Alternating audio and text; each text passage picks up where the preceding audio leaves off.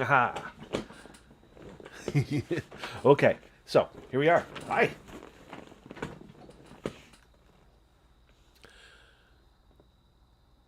Just checking my business here. Let's see what we got going on. I got to get this thing set up.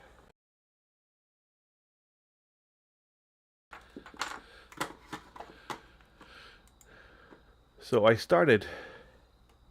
Why is this so big? Something's going on strange here.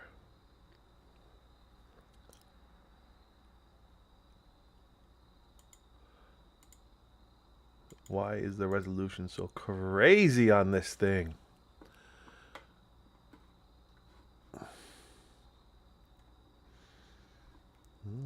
I don't know. Let me do a reset on this thing. So, as that's resetting for me, it's been about a week or so since I last streamed. My brother was in town last week, so that occupied me for a few days, and here we are. So,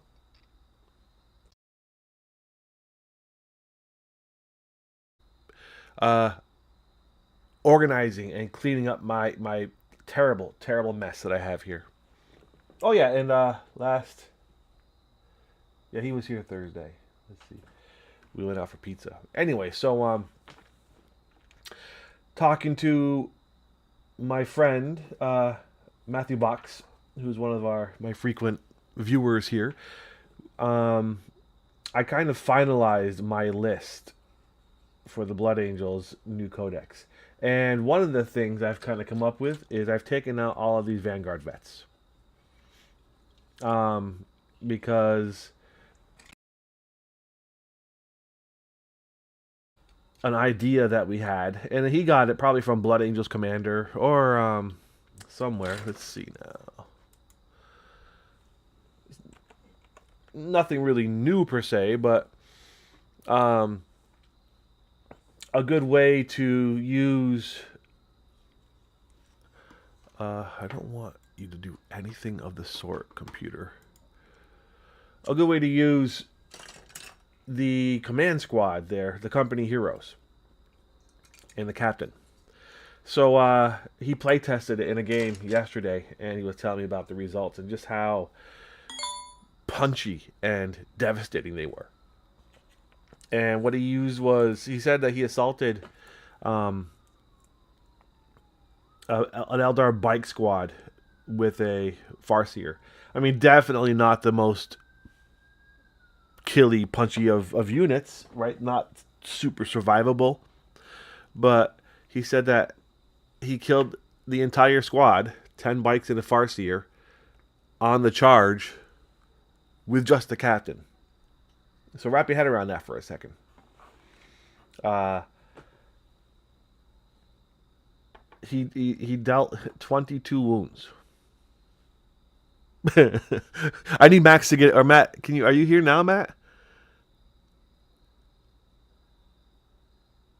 Oh, he is.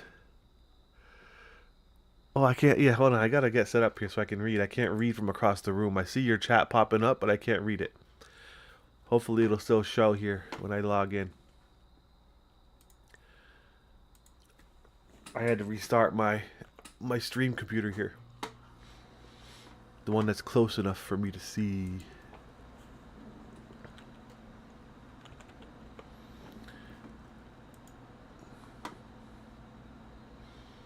There he is. I'm super. You're sick, man. Oh god, that sucks. Feed is coming and going. Fever went black twice. Audio went away and came back. Can you hear me now?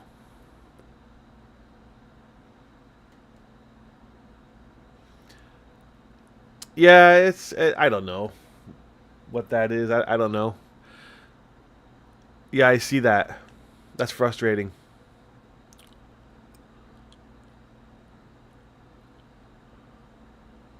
Um,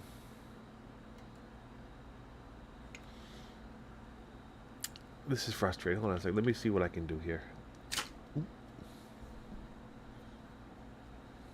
What if I did this?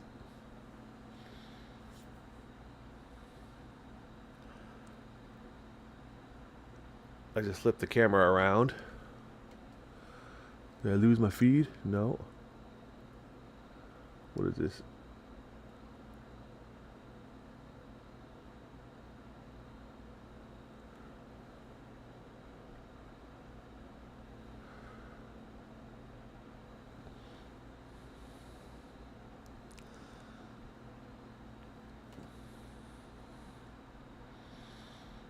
So I flipped the phone upside down. Or right side up, I guess, in this case. It's funny how the phone like disappears. It's right in front of my camera, my face cam. Well, I guess it doesn't fully disappear, but... So, there we are. Audio's okay?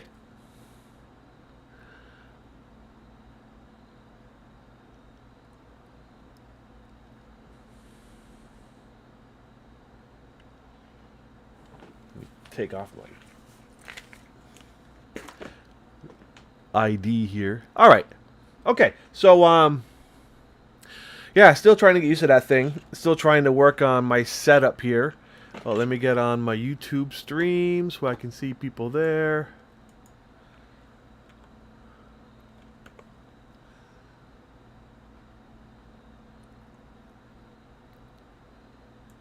Let's see. Is this it? There it is. Give that a little thumbs up there to get it connected. Okay. Put down. Let me switch back over.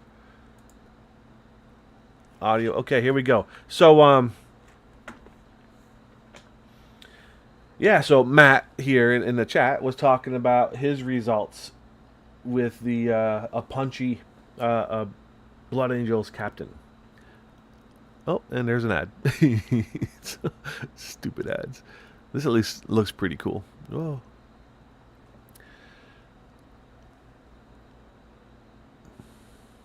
Yeah, Francois. You know what's funny is, I think a few weeks ago when someone was in there kind of like saying how like because my camera was so terrible or something like that, they're saying how bad my stream was. I think that was Francois. If I remember right, it was Francois that said those words. Oh, the French. Oh, there okay, that Blood Angel sitting there on that, he's so tippy. He needs to be rebased. So anyway, so that really, after that conversation with Matt, I decided to go with that and see how that works out for me. Mostly for several reasons. First of all, I have so much.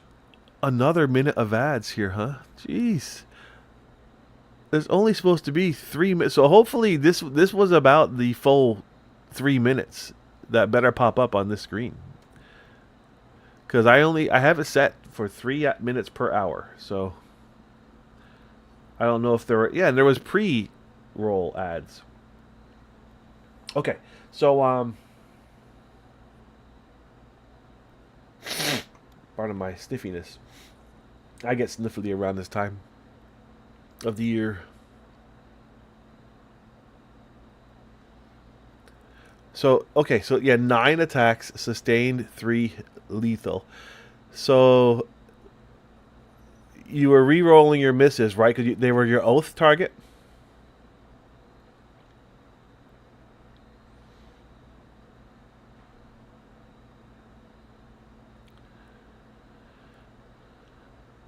Or re-rolling hits, I guess, is the better way to say it.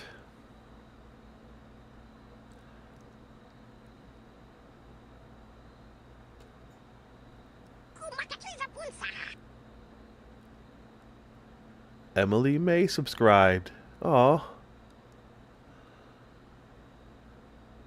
Right, so you made them your oath.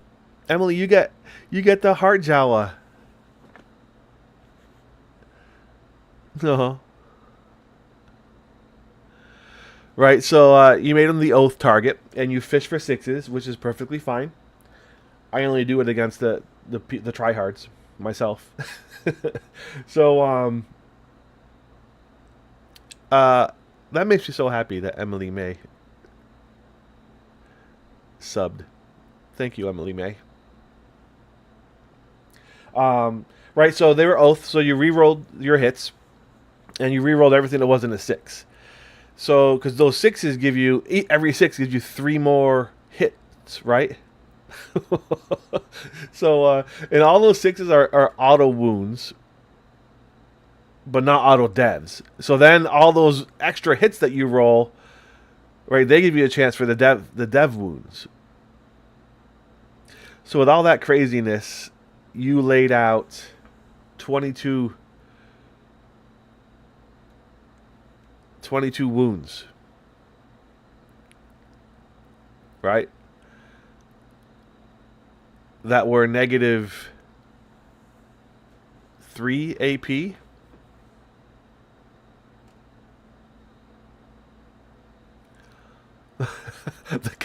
A single captain dealt 23 wounds. Right, that wasn't. No, that was 23 hits, not damage. 22 wounds, negative 2. And so 22 hits that were negative 2 AP. Each of those failed saves was 2 wounds apiece. He's 44 wounds.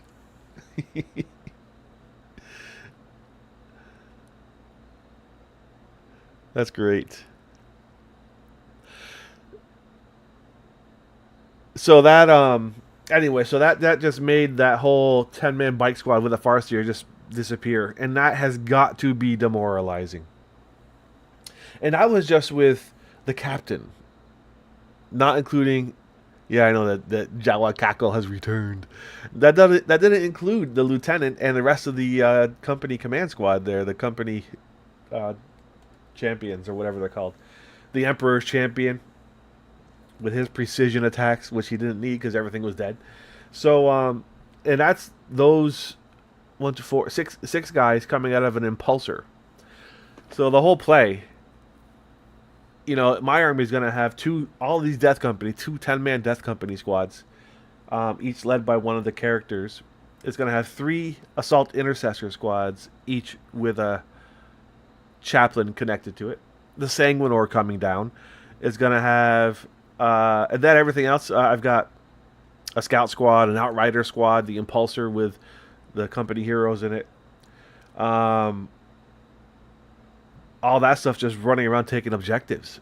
Not to mention 2 5-man assault intercessor foot squads and a intercessor sticky objective squad. Just all that stuff just having its way with the battlefield, because basically anything that can hurt them is going to be deathly afraid of all the stuff coming at them or dead. So I'm just going to be like running around to all the table quarters, all the everything, and just taking the table, while my incredibly killy units just stomp on things. Yeah, the Outriders, because they're not particularly a big unit, right? And they're kind of low, so you can hide them. Not that height matters right now, but you can get them behind stuff. Oh, there goes that blurriness on the bottom again. Yeah, so I'm definitely gonna go with that. All I really need to paint, it's these guys. My 20 death company have to get finished because I've got and Astro. I've got the let me see. Where's my focus here? Oh, right there. Look at that. Well, almost.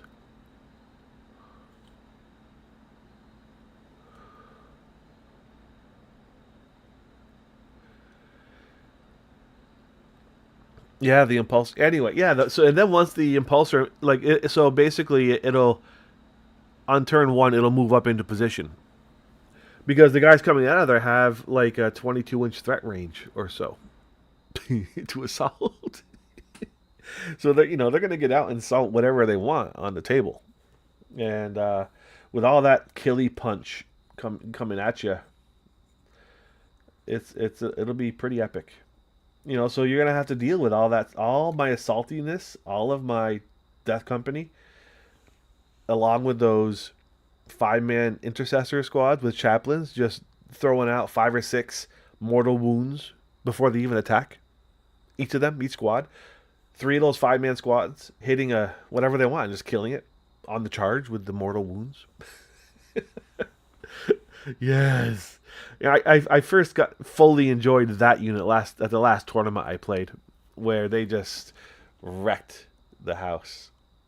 Okay, so I'm kind of excited to get this going. Still can't do it for a few more weeks until they put out the new update, right? Because I need the code. I need the new Blood Angels to be able to play this.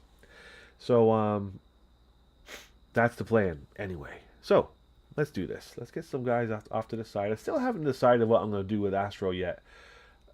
I'm kind of waffling with this guy. I don't know what to do. The wings, I don't know what. I might do the wings red.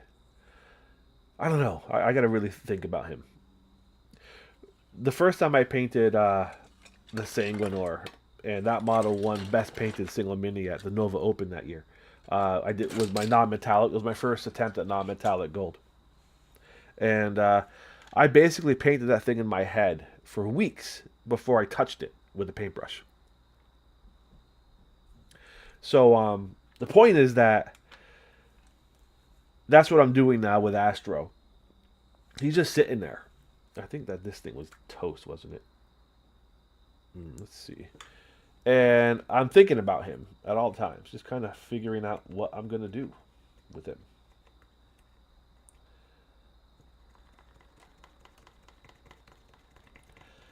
But sooner or later, I'll have decided. And then it will be go time. But until that day, not this day, on that day, I shall go.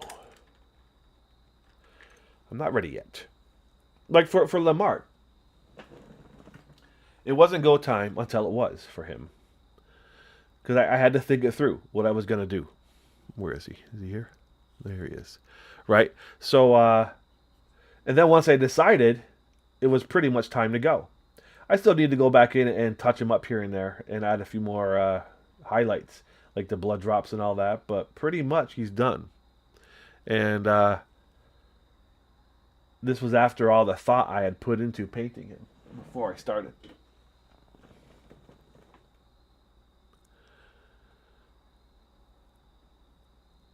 Oh no, but link it up there, Matt. Put the link into that because that is pretty awesome.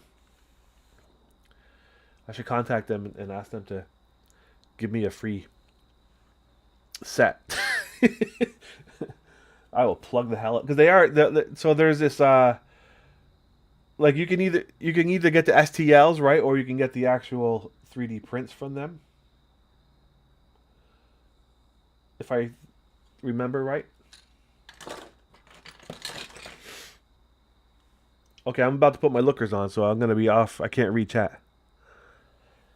So I'm just gonna kind of talk, and you could give links there, Matt, if you want to. So explain it. He found this really beautiful campaign, and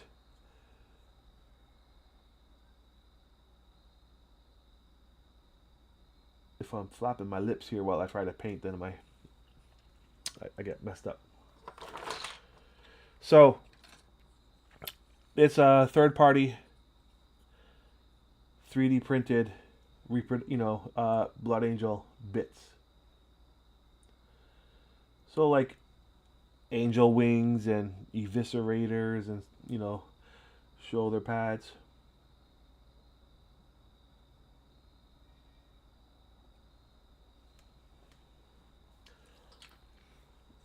And the first thing I noticed was the pure beauty and the models that they use to demonstrate the bits.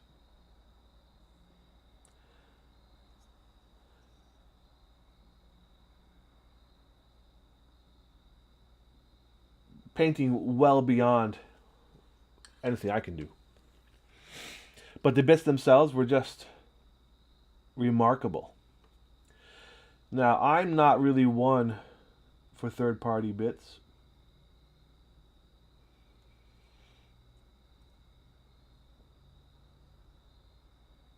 Even though I've been very vocal about my displeasure with the G Dubs and they're dropping the ball, I did get some.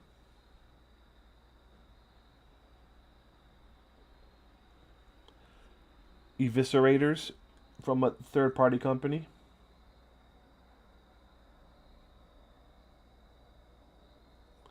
But I'm not, because I need them and I wasn't sure that I'd have enough. But as it turns out, I had a couple on sprue already. And 4 came in the war box. So I don't imagine. So I had 6, and then I bought the third party ones. I don't imagine I'll ever use more than that. The 6. I still have 2 unused. No, I have 4 more. I have 8 eviscerators, and you can only use 1 per 5 models, right? So I don't see myself going through that many.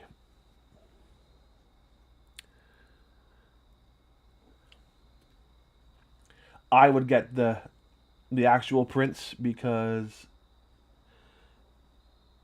I don't have access to a really high quality printer.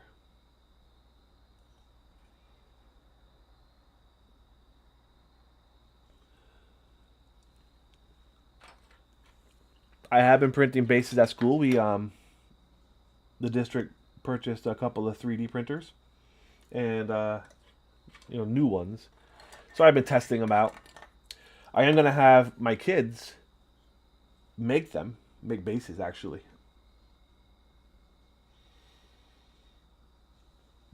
Because there is money to be made. I know the phone's in the way, everything's in the way. I'm working on it, friends.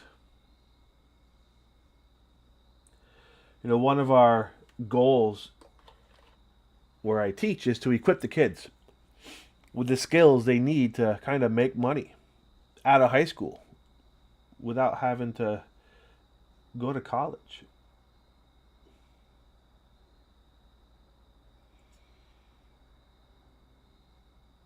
In general, that's kind of the thought process. So, like teaching them like skills and technical ability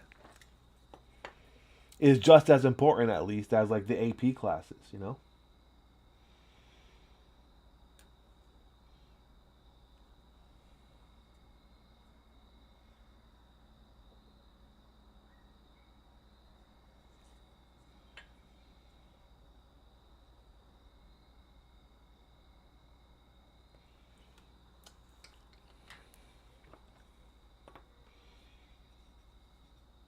Anyway, so last year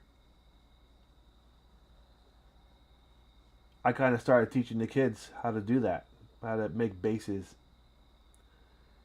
Because I showed them, like, we downloaded some STLs, and I brought in my 3D printer, which was a resin printer that my buddy, Brother Captain James, had given me. And we explored, 3D printing. And I showed them, like, some stuff I had just bought as an example and challenged them to make using 3ds Max, a 3D illustration program, to make stuff like that and how to upload them and try to make money.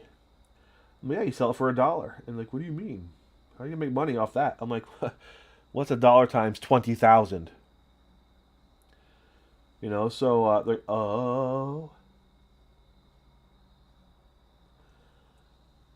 so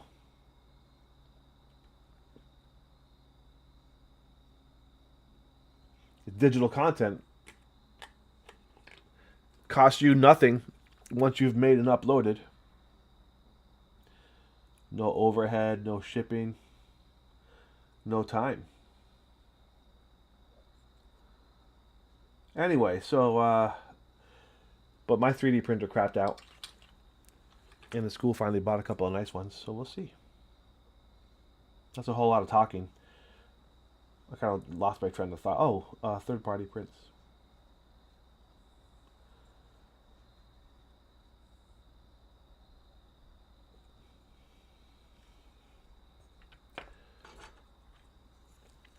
"20 Death Company take up a lot of real estate in my painting space here."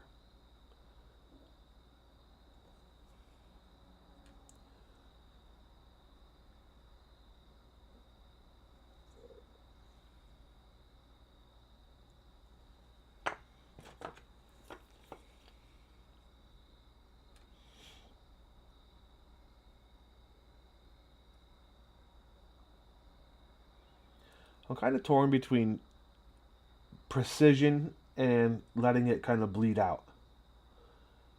You know, because like when you let it kind of bleed out intentionally, it looks like the eyes are glowing onto the armor around them, and they would. There'd be a bit of glow. No, I'm gonna kind of bleed his eyes out a little. Let it glow on down onto the armor. Let's see what happens. This little fisty guy. Okay. Here's the shade. I'll go back to the beginning and give them all a little bit of shade in the eyes. Here's shade in your eyes. Look at the chat here.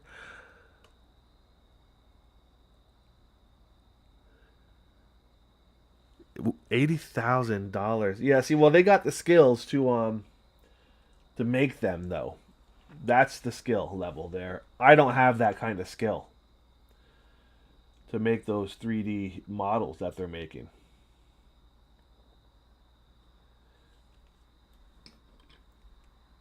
So if you have that kind of ability where you can make that stuff on a 3D program, hell yeah.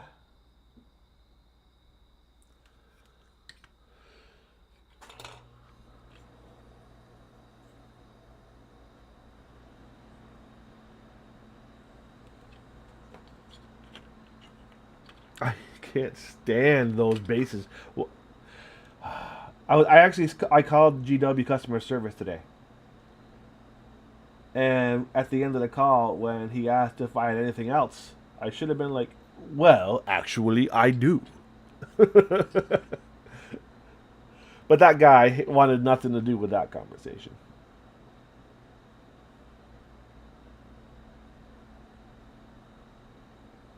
I spared him my deep Jawa snark.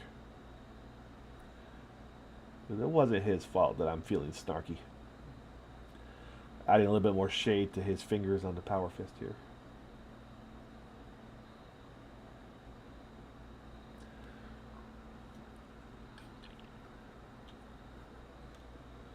Because the issue was that I had subscribed to the Warhammer Plus app, and mostly because I wanted that Cascarin Sergeant model. Because I do have a very large collection of Guard, by the way. We're talking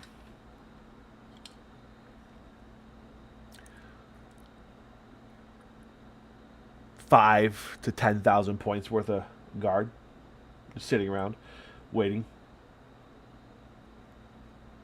A mixture of Cadian and Krieg.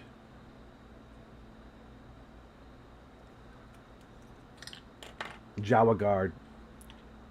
So, what was I saying? Lost my train of thought. So what happens when I don't stream for a week?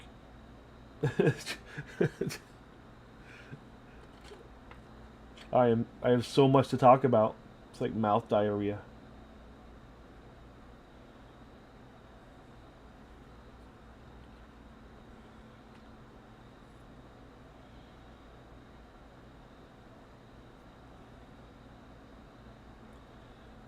Um, A whole bunch.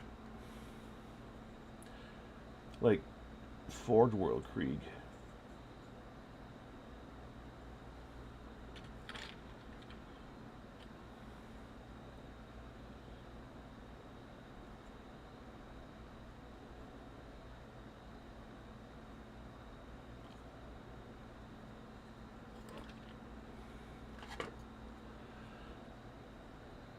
Alright, so I totally forgot what I was saying.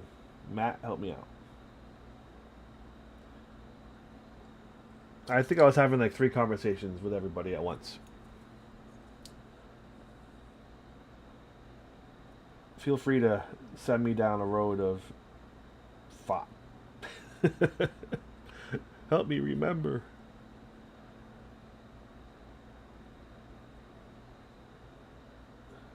I'll look in 1 second once I finish these last couple of dabs of paint.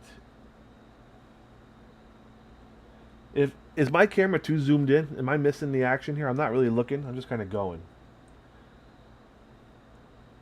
I'm trying to keep it squared for you.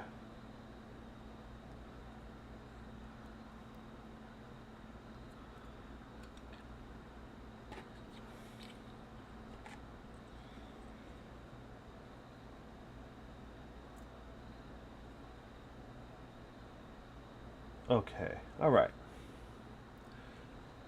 Double check for any stragglers. No. Close the shade. Take off the lookers. Clean the brush. Put on the glasses. And look at chat. Oh yeah, so I called. So when I went to finally, like, I had ordered the when I purchased the app and subscribed, I wanted that Cascarin Sergeant model. He's bald and he's got the sword down. Anyway, I really wanted it, and I assumed that because it allowed you to select it when you put the order in, so I did that, and I assumed it would just arrive after a certain amount of time expired.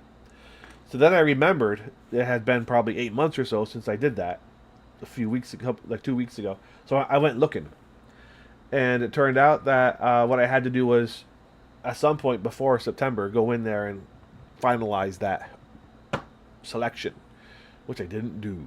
And then there was a glitch in the product that was stopping me from being able to make the purchase, make the switch. So, sad face. I was not able to get the cast screen. So I actually called the G-Dubs customer service, and the guy was very helpful, and he just put it through for me. I had a nice little conversation. He asked me for my email, and I told him Jawaballs, hoping he would recognize the name, but he did not, which I guess is a good thing. And so now I'm doing weapons base highlight gray, if they don't have it already. So this one looks like it already has.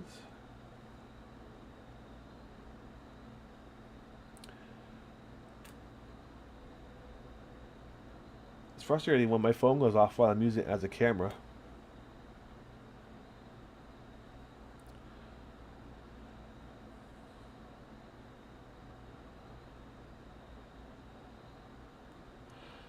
Um,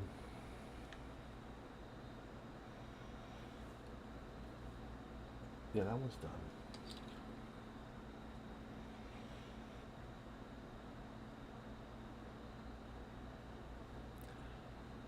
I'm just kind of going with these. I just want to get them done. So I'm not really trying to win best painted here. I'm not painting golden demons. Oh, my paint just shut. Stop that.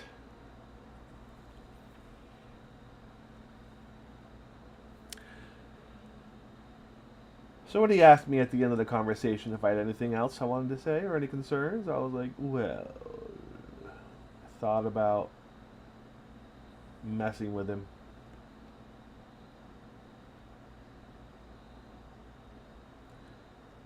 Looker's got to come on.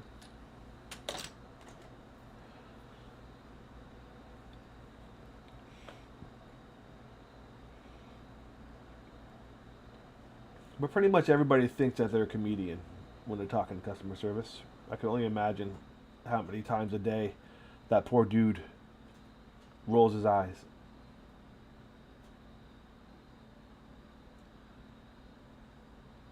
At people airing their gripes as if he could do anything about it.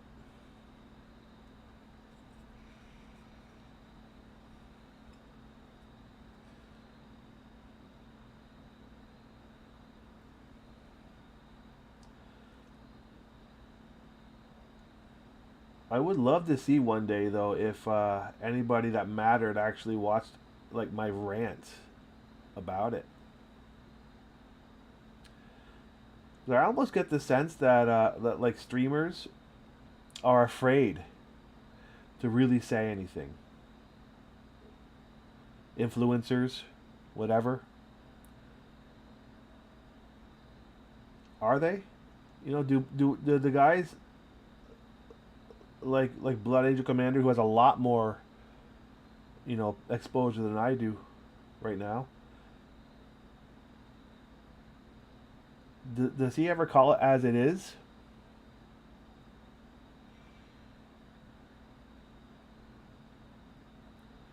You know, one of the, you know, you don't want to bite the hand that feeds you.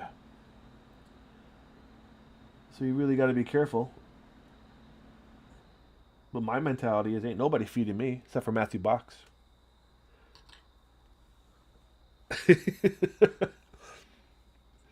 So and that gets the big Jawa heart to you, sir.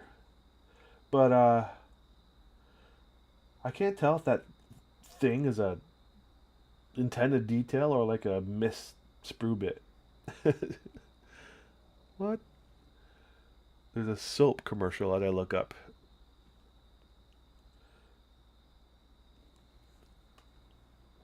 Okay, so that's definitely gone over 3 minutes. How long have I been streaming?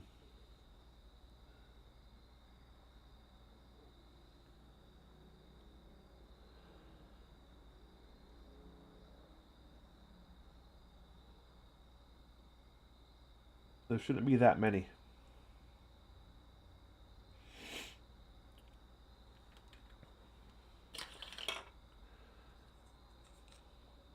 That gun is done. The gun is done.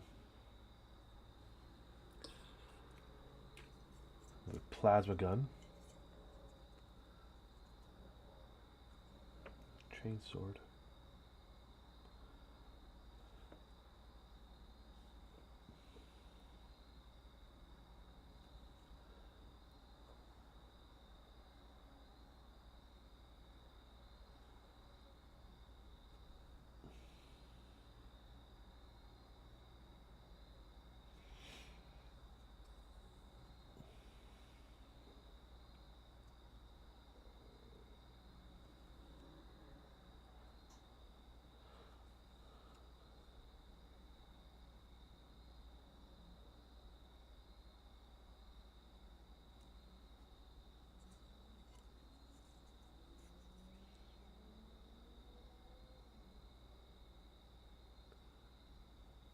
At some point, I need to sit down and look at how many subscribers I have.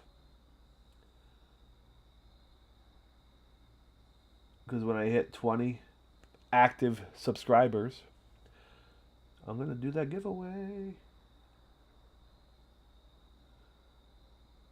If you're watching on YouTube, I haven't checked the stream over there. You should pop over to my Twitch stream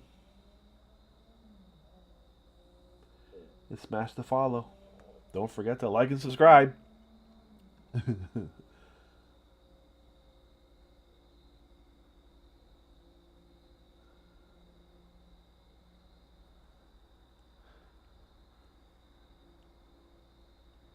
used to have a way of doing plasma guns where they look like plastic. Now I just kind of go with the grimdark gunmetal look. Like my pistols.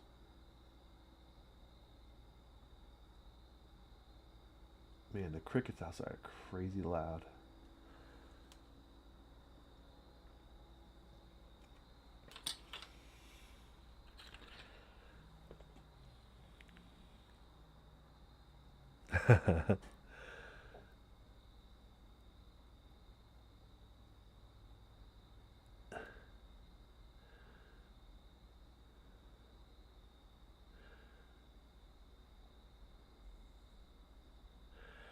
They sign a non. What do you mean? Explain that. They sign a non-disclosure agreement. Like what?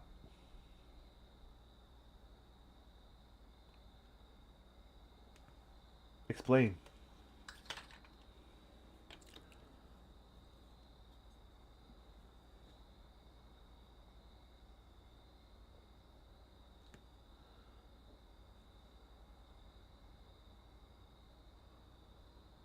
Is the guys that get like early access or something? They get given fake leaks.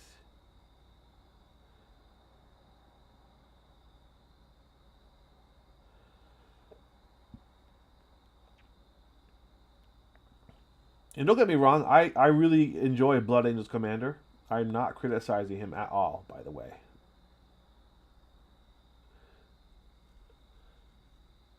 I think out of all the guys I have encountered,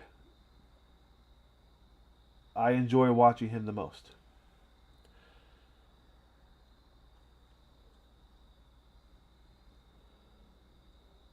I even joined his Discord. When I popped into his channel, like some of my old YouTube subs were in there, and they're like, "Jawaballs, are you the real Jawaballs?" It was fun.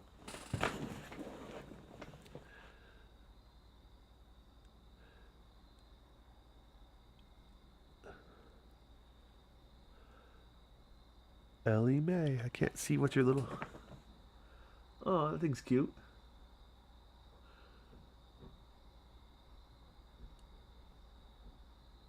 I'm trying to read.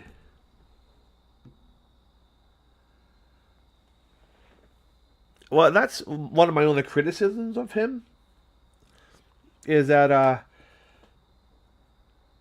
in the few videos I've seen of his, it didn't look like he was really.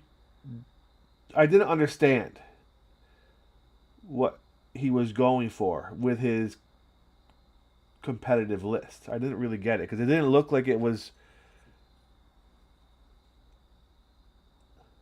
like competitive to me. I don't know.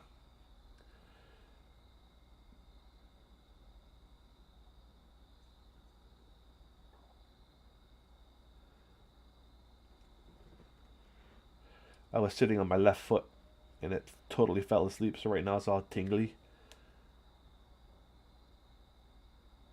I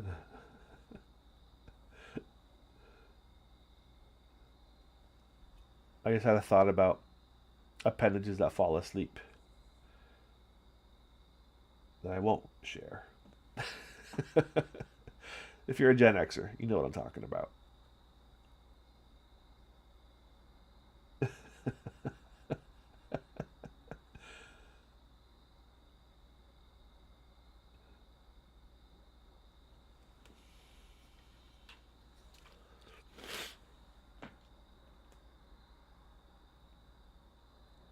Yeah, I have seen his commentary and seen him responding to lists and all that.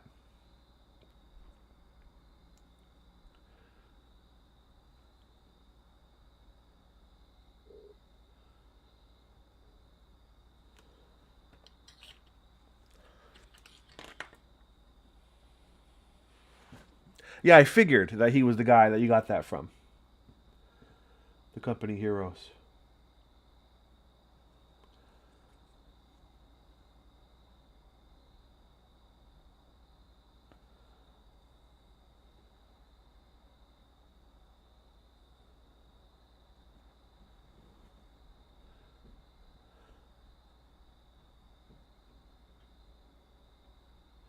Maybe I don't know. I guess my opinion was that he didn't seem to be like a hardcore tournament player. You know what I mean?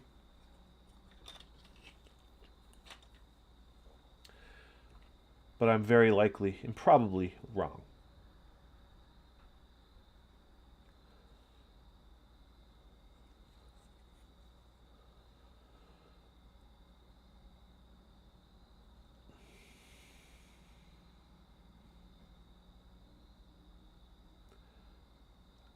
I've been meaning to try to contact him to do like a stream together or something.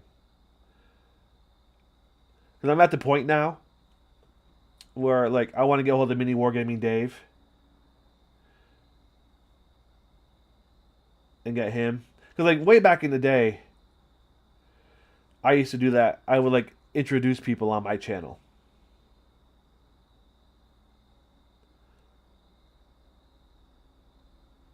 And some of those guys have since like retired from their jobs and they have like 300,000 subscribers on YouTube.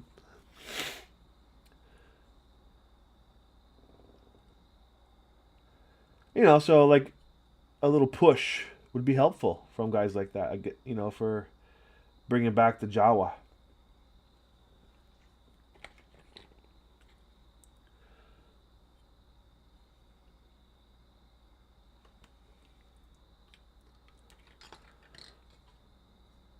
Ugh, I don't like painting plasma guns. You know what? I might have some laying around. Maybe I'm going to rip off some old plasma guns off people and just put these on. Oh, hold on. Lookers off. I'm looking through all my little pieces of ripped apart models for plasma guns that are already painted. And I'm just going to cut them off and glue already painted ones into position. Because, oh,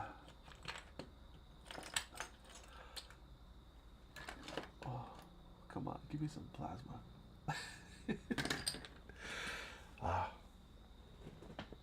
Ah! Behold, a painted plasma gun.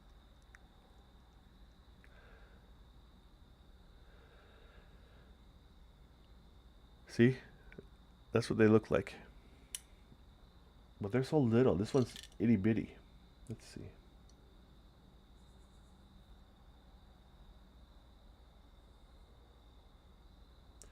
Yeah, it's like 25% smaller.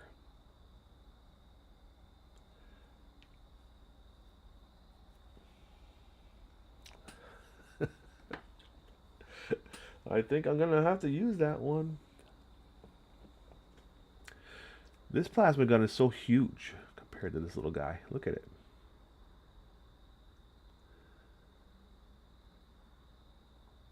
It's like a mini plasma.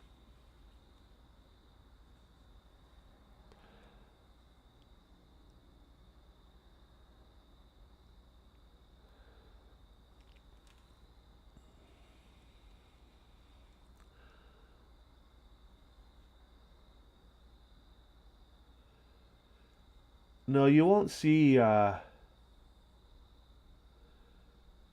tryhards try anything new. You won't see those guys experimenting with new stuff.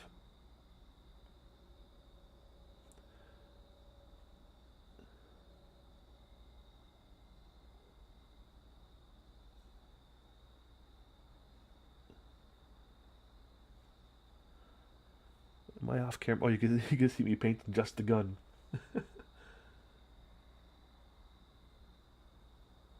I can tell I haven't painted in a week because like my eyes are off. My touch. Last week my touch was zeroed in from all that painting, and it's taken me a while to kind of get it back tonight. My touch with the brush, the feel. Because with these Winsor Newtons, you really do need to have that feel for it.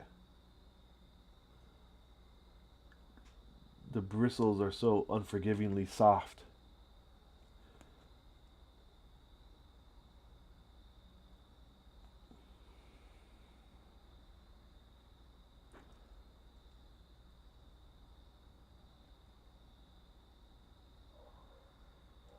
Oh, there's the neighbor's dog again.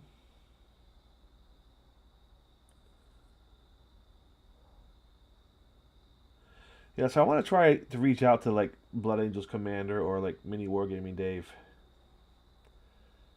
and do some collaborative stuff.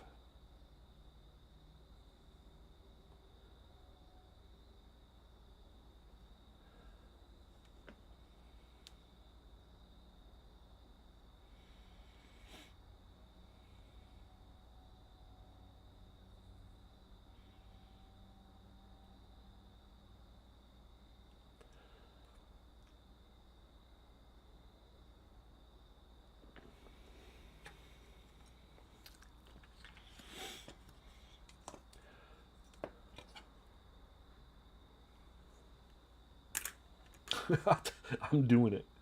Okay, let's see. What do I have to do here to get you on there? Yeah.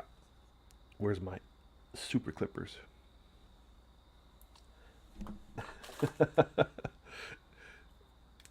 A sheer exercise in painting laziness.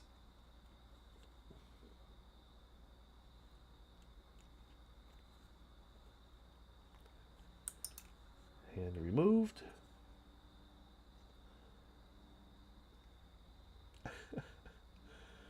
Just don't want to paint it.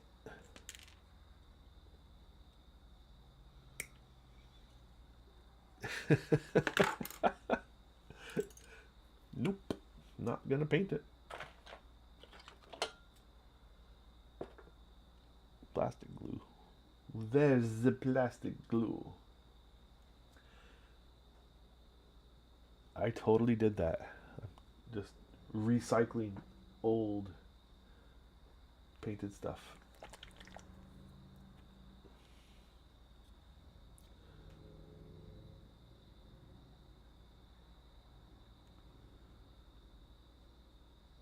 I hate this new bottle of Testors mini model.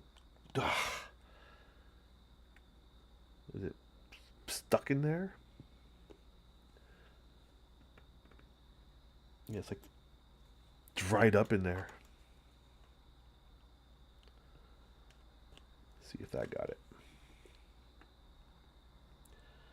Well, that's all the way to the core, dried up inside. Why would they do that? What they had wasn't terrible. This is. Can you see what I'm trying? I'm trying to jam a paperclip in there to open that up.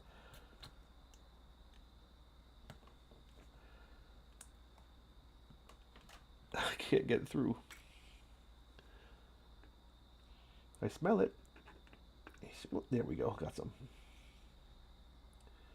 Because the top was on there, so there's no reason for that to have even happened. Okay. Let's put this into position. Look at that. I spent hours working on that plasma pistol. Doesn't it look great?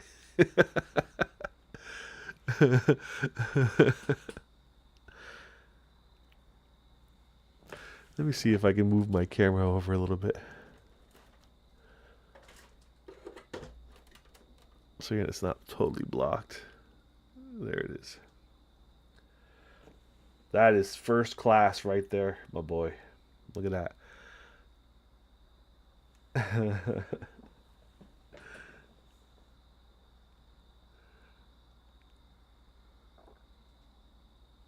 No, it doesn't have the long, thin tube. This big, chonky plastic one where the glue just dried up inside, like in a big, chonky way. All right. One plasma pistol finished. Ah, ah, ah.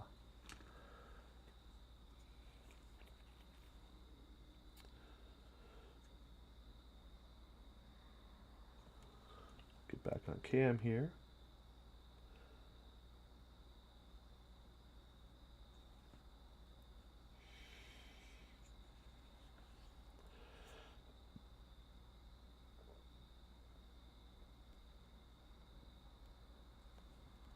Yeah, before I reach out to some of the old connections, I wanted to kind of build myself up kind of naturally first. Kind of get going again. Do some of the legwork. Get some content up on the channel. before reaching out.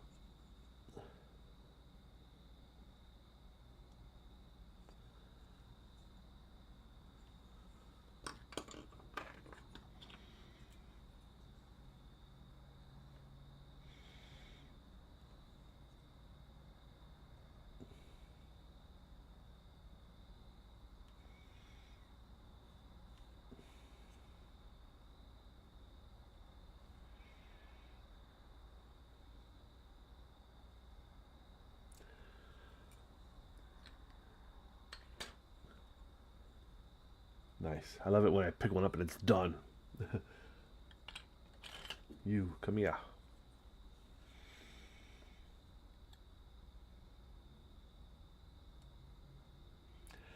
See, my old style of painting relied upon like very dry gray paint. It was almost like thick paint. This stuff, because I used to do that scumbling thing with drier paint, and it made it look. It kind of faded it down. Now it just spreads it down to nothingness. Then it kind of goes back. When I go back up towards the end, it takes it off again.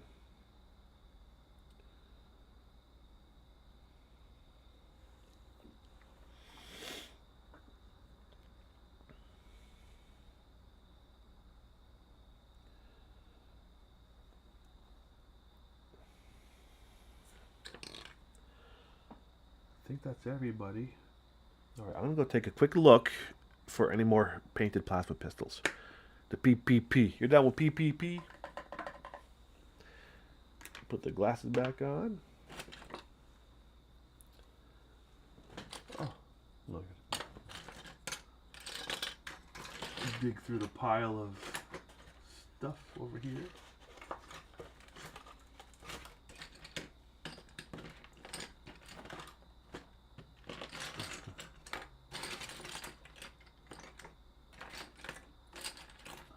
You know, I need to finish. I have a War Machine model. I offered to paint for a guy that owns a gaming store. He's involved with Battle for Salvation. And I forget the circumstances that he gave me the model to paint for the store. I just offered to do it. And I think he gave me like the single most hardest miniature of all to paint. And it's been sitting here like on my table for years now. It's like this angel looking lady from like War Machine. I don't know what her name is. Here's one of her wings. So yeah, I started working on it, trying to assemble her and like pinning her together, and it was just impossible.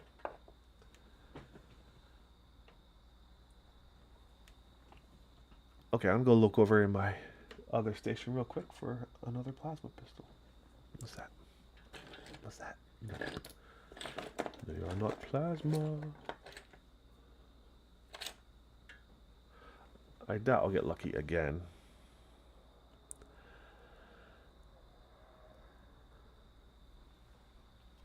Let's see.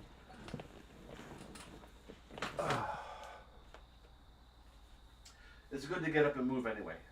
Keeps me limber.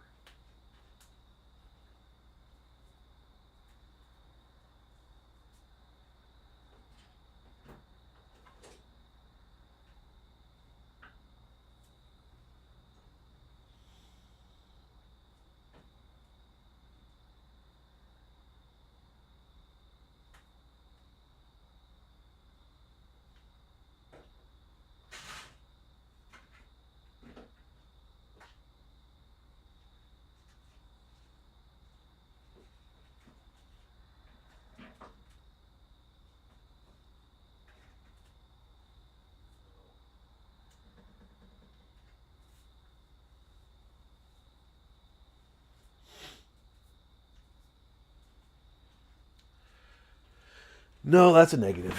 But what I do have, which I'm so tempted to do, upstairs I have all of my old assault marines.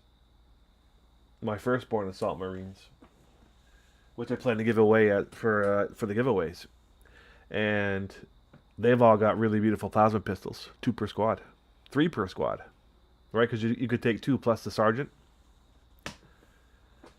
So they're all sitting upstairs waiting their day. My eyes are hurting from the lookers. Hello, Suleiman. How does September work? Do I get a bonus if someone else subs? For September?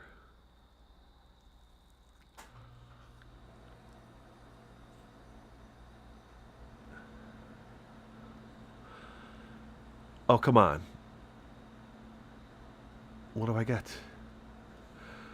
How does September work?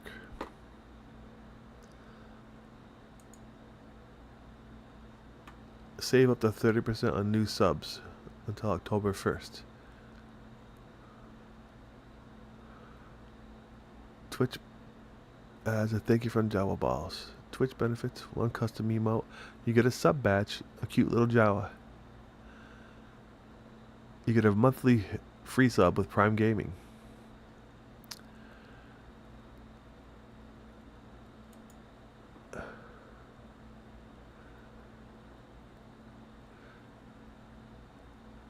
Yeah, I need to look at. I don't know how many subs I have, how many active subs I have. And I know like the first big wave I got, like a lot of them probably expired. Maybe I got 10 subs in September. I'm not looking at my actual feed. I'm looking at my second account. I gotta do something about all this stuff in my face. You can't see my face. Yeah, move that over there.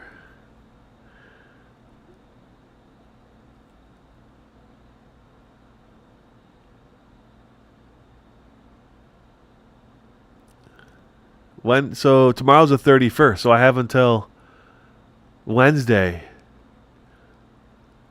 Hi. So I have until tomorrow. So okay, it's the drive for September.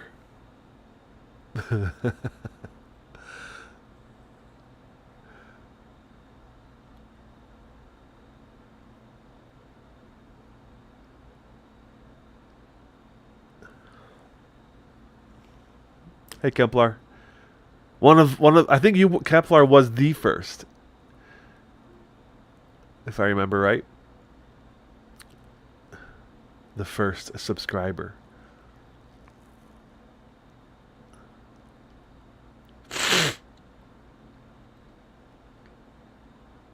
I was watching you play Space Marine the other day. I popped into your channel.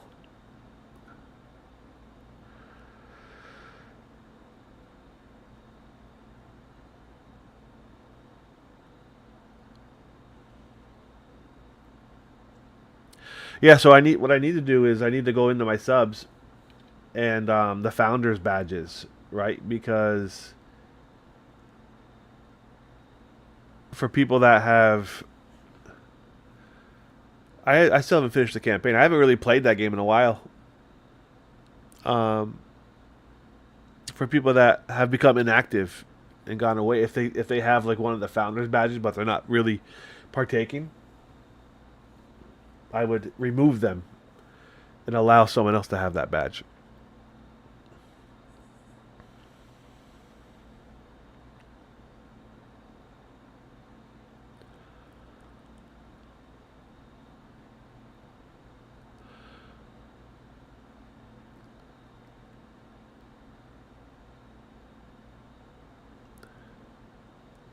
Why next Saturday? More Blood Angels? Are they putting out that combat patrol box next week? The one that has the 2 squads of sanguinary guard. I want the captain model and I want the sanguinary guard, and eventually I'll find use for the. I wish it was jump infantry, not foot infantry. No, I'm gonna wait until that box set comes out. That combat patrol they're putting out.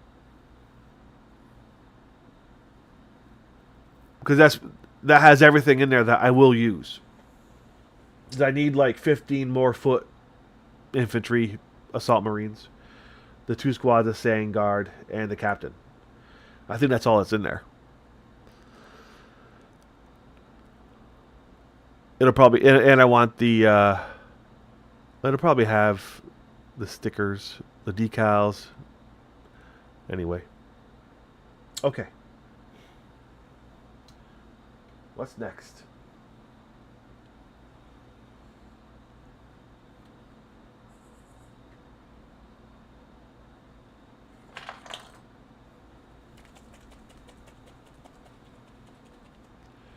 Is he in that box set?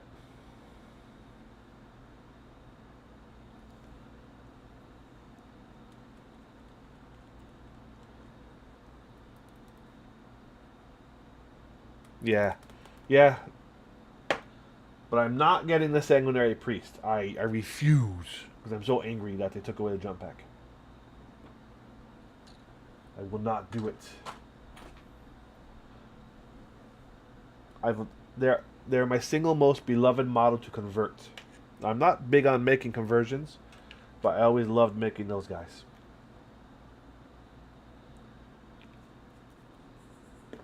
Okay. Let's go with the eyes.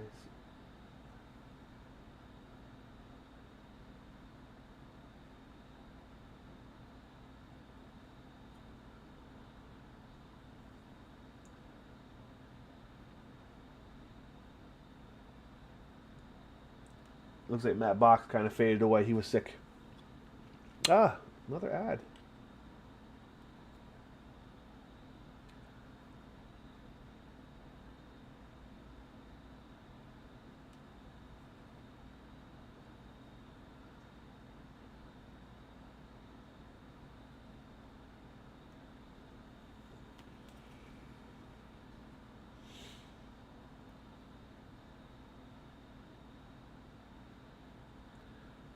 Yeah, they are definitely doing more than 3 minutes per hour.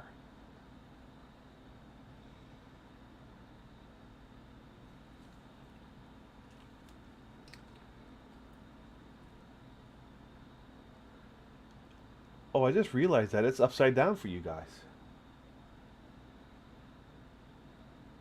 I'm not actually painting upside down, or is it? Oh, the only when I paint the one direction. Okay. Oh, that was a botched one. It's all right.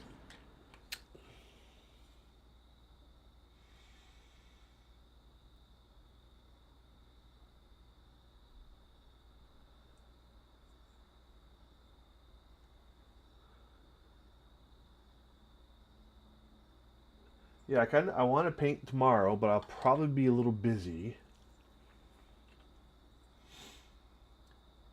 as I lick my brush.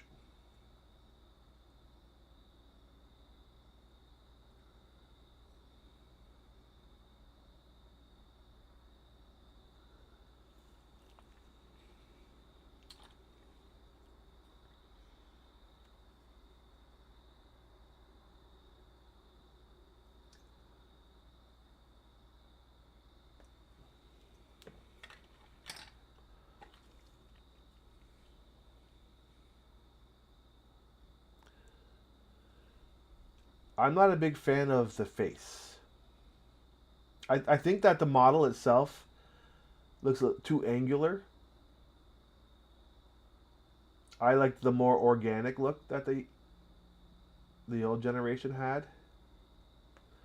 I'm not a big fan of the new blocky muscular bodies.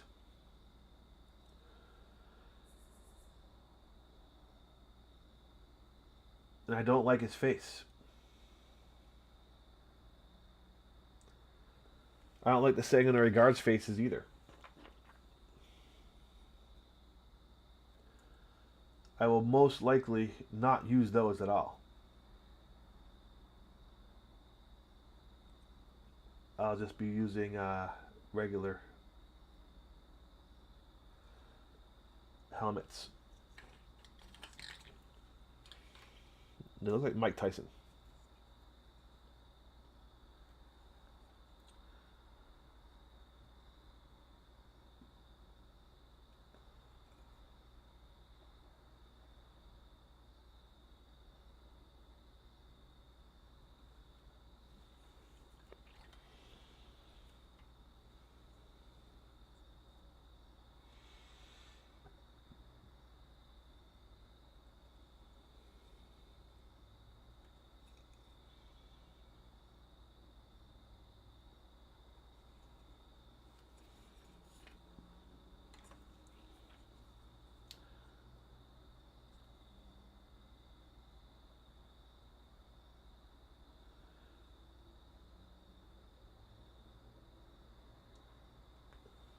So all I need to do here really now is the gray, the final gray highlight on the weapons, and a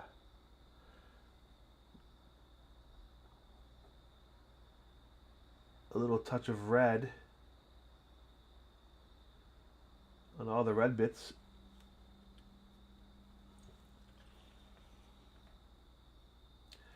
A dot of white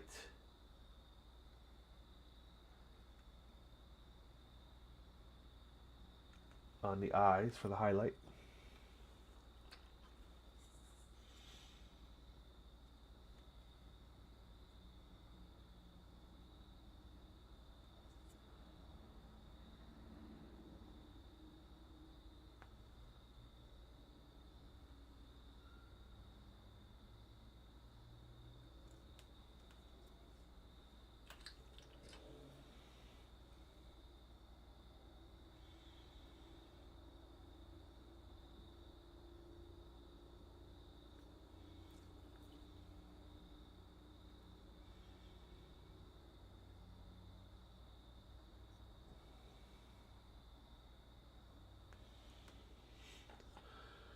Oh, yeah, I'm getting a little. I know you feel there, Matt, if you're still here. I'm feeling a little under the weather. I always get like this when that first rainy season. Up here in Connecticut, we feel the effects of the hurricane season down south.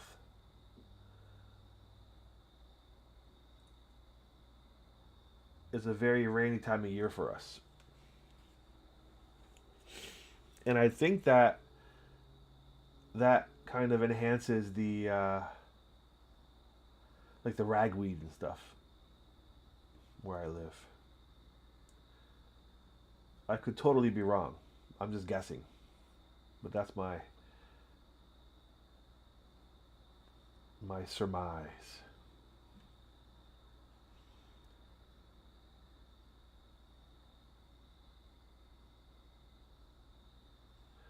Because it's been totally wet for like a week now up here.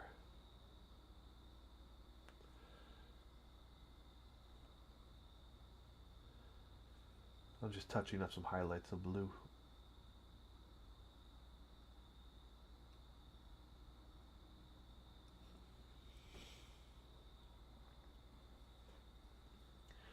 While I got this out, I'll do the rest of the fists.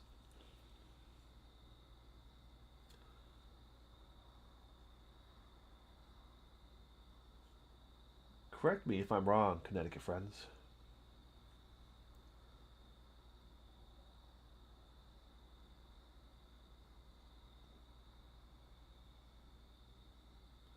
But I was never one to really suffer from allergies until I moved to Connecticut.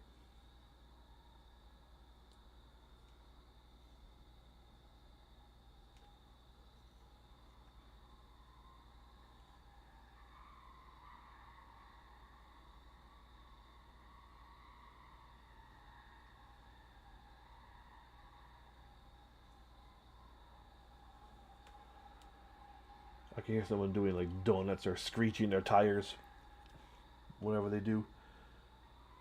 I have such an urge to go out there and tell him how cool he is.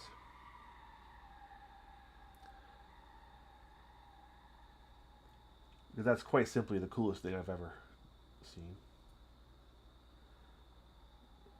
And if you're not detecting my scathing sarcasm,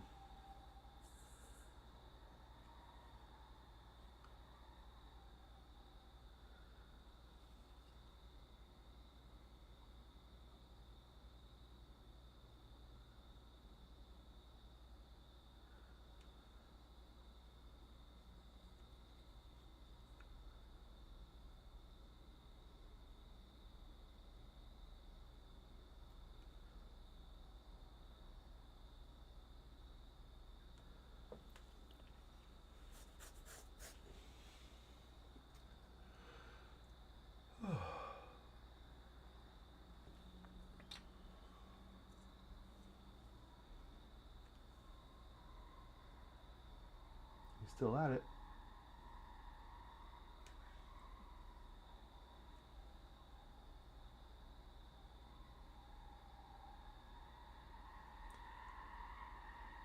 Yep.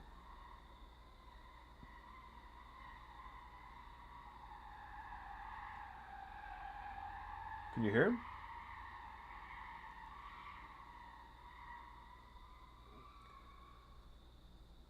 I always just want to hear like bang.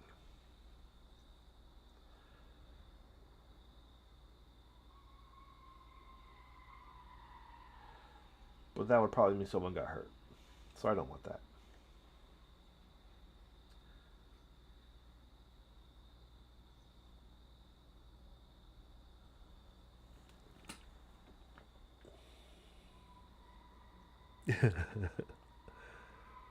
Can you hear him? Oh, you finally just got your Death Company box, man?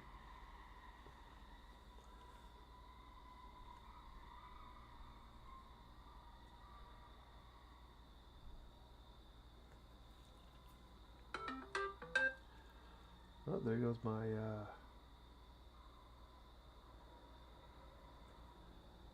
Facebook Messenger. Wonder who that is.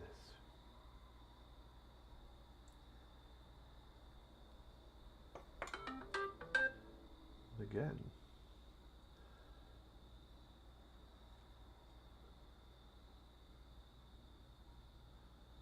I should go and look at that. We'll see who that is. Okay, let me wash my brush and go check out my Facebook for a second. Can't look at my phone.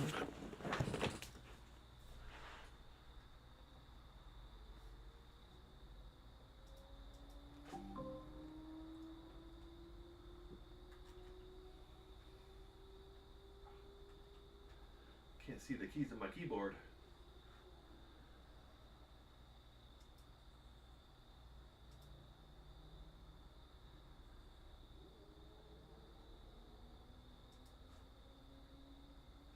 It's my brother.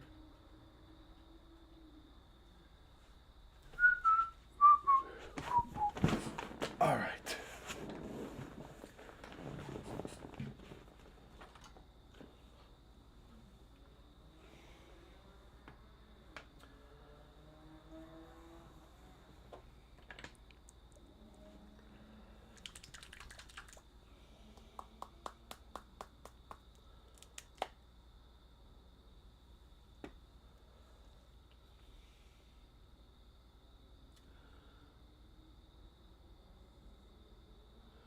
I think they changed the formula of that Drakenhof Nightshade. Cause it's really dark now. It's more of a black than it is a blue.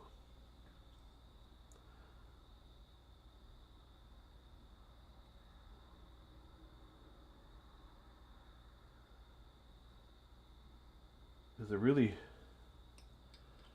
darkens my guns.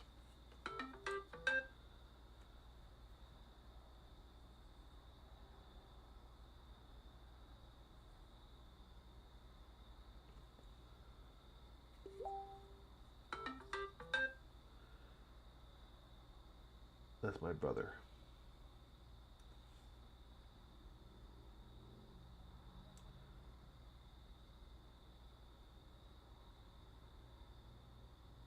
God, the guy is still going out there.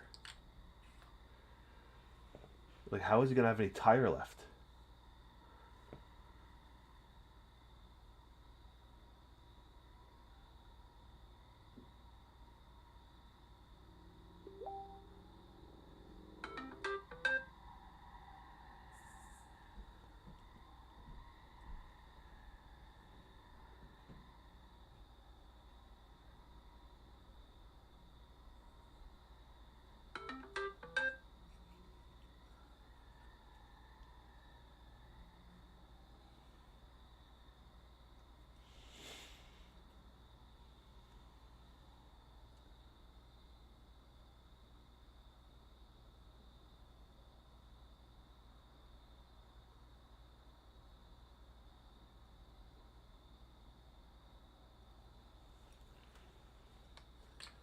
Yeah, they definitely darkened that shade.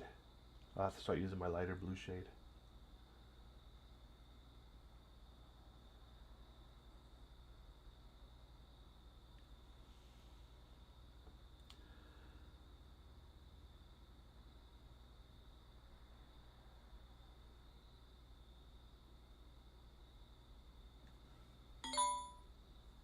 There goes my phone blowing up.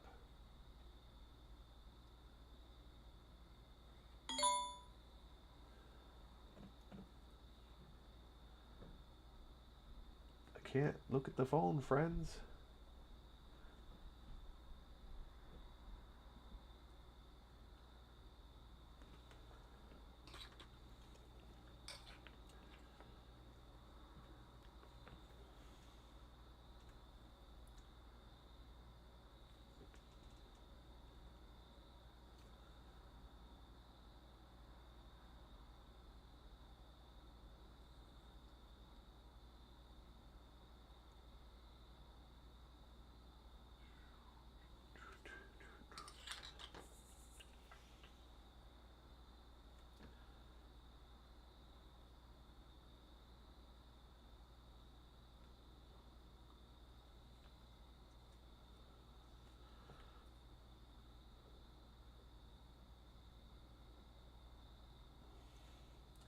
My mission tonight was just to get these guys done.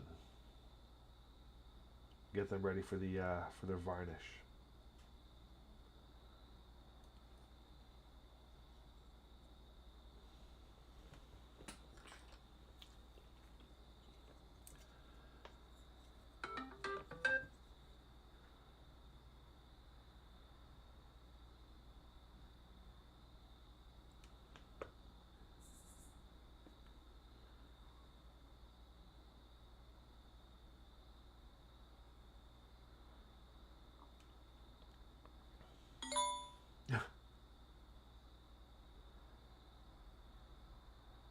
I couldn't find that backup phone I had.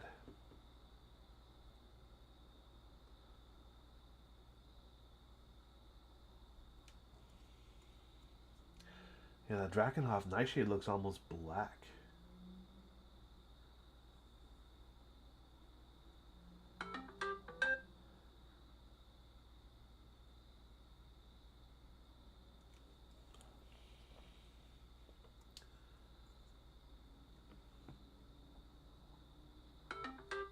Jeez.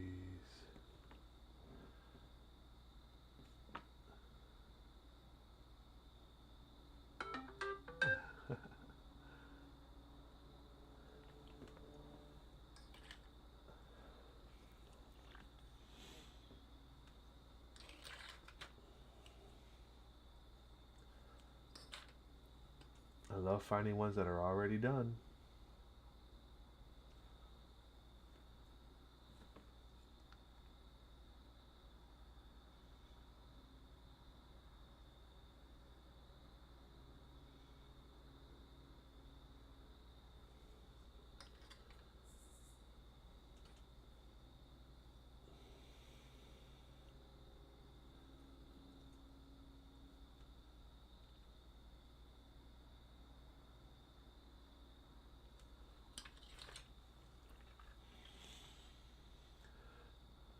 Oh.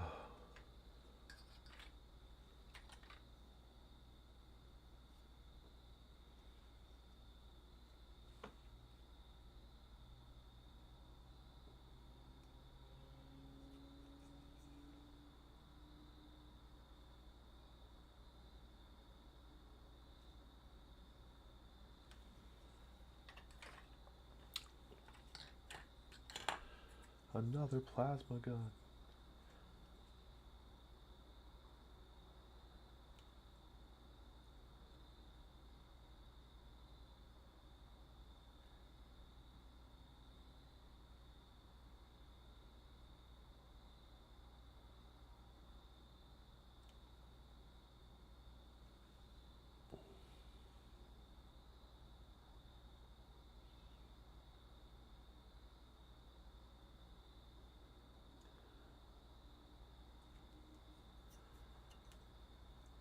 So I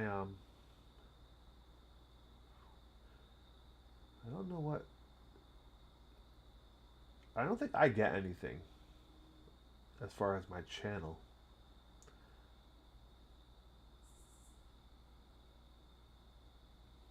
As far as September, other than the subs themselves, which I do love. I love the subs. Subs need loving.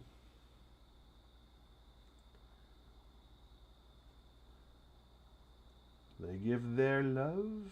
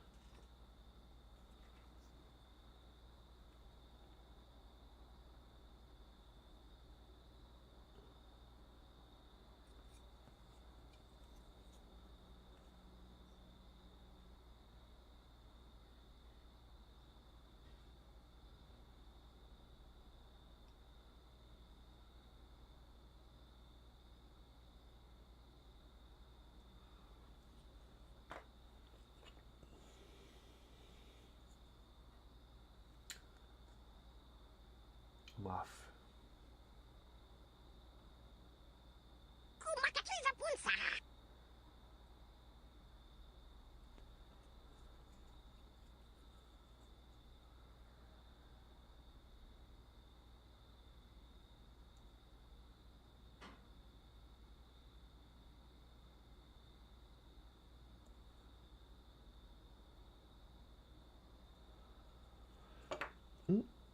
Okay. Weapons are pretty much done. A little sloppy, but it's okay. I'm calling it artistic. Ah, Suleiman.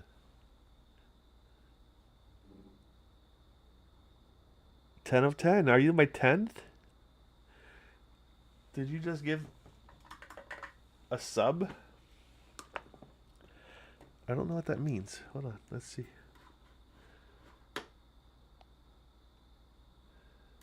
New sub goal.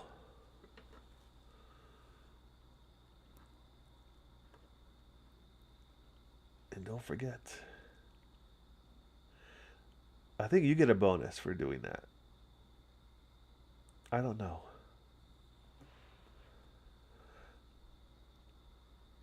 You get the Jawa heart, Suleiman.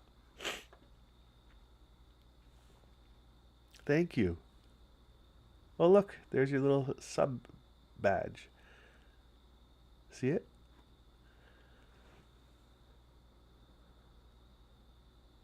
Isn't it cute? Does it automatically come on when you sub? The little Jawa heart. Aw. See?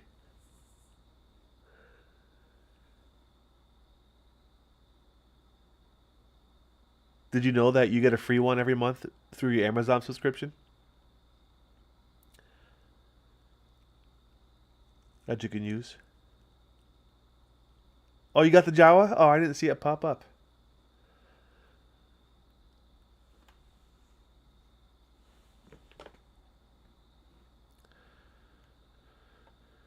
Yeah, I think you need to like sign up for Amazon Gaming, and if you do, you get a free Twitch sub every month.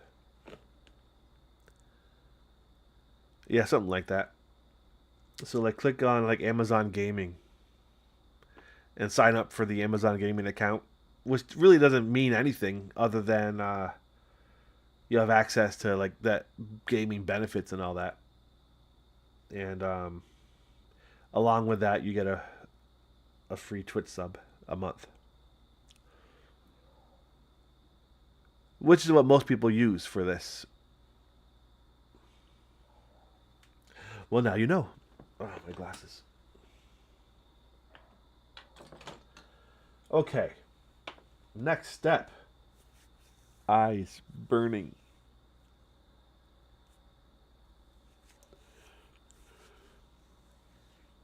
Oh.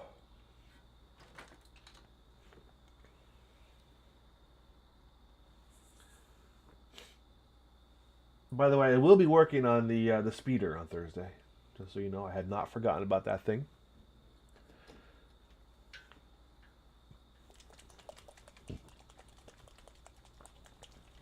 Okay, this is the eye highlight.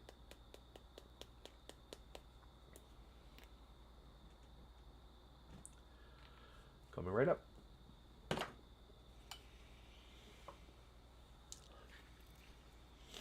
Oh, I need my lookers back on for this.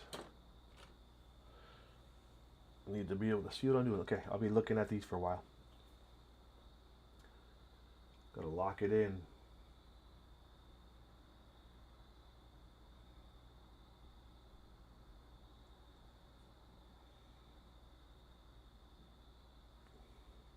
Nice. One down, 19 to go.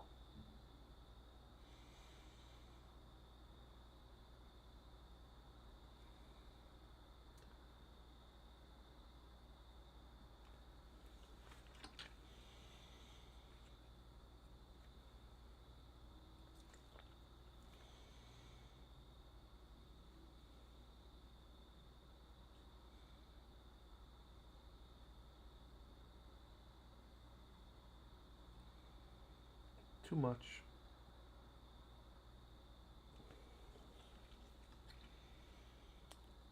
This brush, man.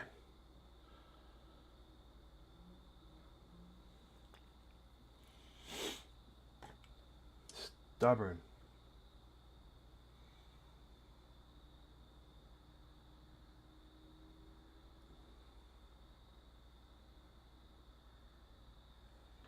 So Midhar, my buddy, was watching a streamer stream the game that he plays, Throne and Liberty. If you haven't checked his channel out, it's on the side of mine. You should go look at it. He's more into like RPG games and all that, MMOs. And anyway, so he was watching a dude stream because they finally unlocked Twitch drops for that game. And he was hoping to actually like stream some of those Twitch drops. But like he's way small. And he clicked over to one of the guys and the dude had like 22,000 viewers. Not followers or subs, but viewers. And the guy got like 3,000 subs in a single stream.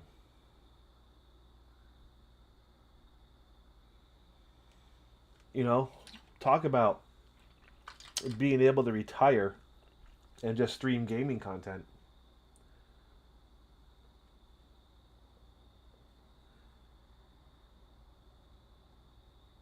Dude must have at least cleared like $20,000 that day.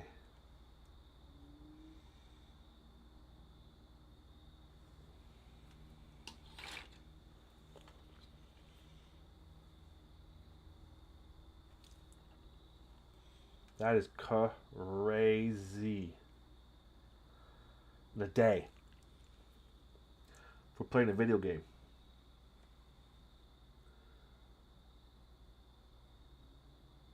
Like that was kind of what I was hoping for Space Marine. Kind of getting a little boost to my channel by playing Space Marine and getting some of the some of the hype for the Twitch drops and stuff.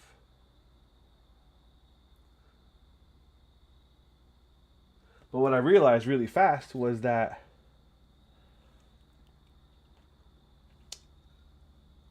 being a very small timer, you're not going to get any kind of love that way. Just randomness, a few maybe, but because, like, for one, the Space Marine big streamers, they had their Twitch drops unlocked. They were able to do it days before everybody else. So by the time I had access to be able to stream Twitch drops, anyone that cared already had them.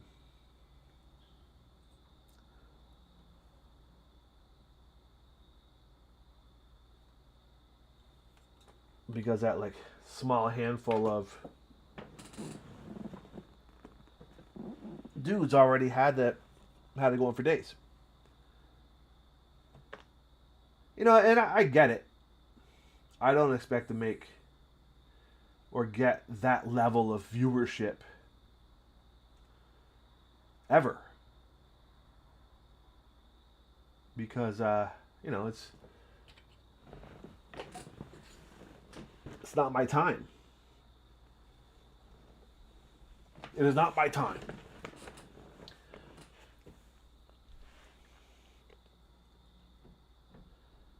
I used to tell a story to the kids. You want to hear the story? Would you like me to tell you a story?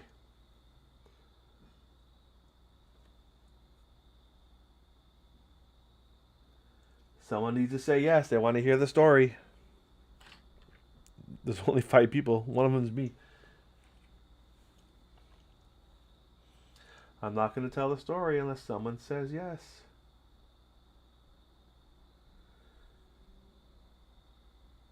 It's a story about there we go. That's called interaction. It's a story about Pedro Linares. And Pedro lived, I don't know, about 100-ish years ago in a place called Oaxaca, which is a state in Mexico. And he lived in a city, and he had a lot of kids. And Pedro was an artist. The problem was that at the time, he wasn't making much money. And he had all those kids. He was trying to feed them. So he became very stressed about trying to feed the kids. What's he gonna do? And the stress ended up taking a toll on him, and it caused him to develop ulcers, which made it even worse. Eventually, becoming so bad that he had to be hospitalized and went into a coma in the hospital.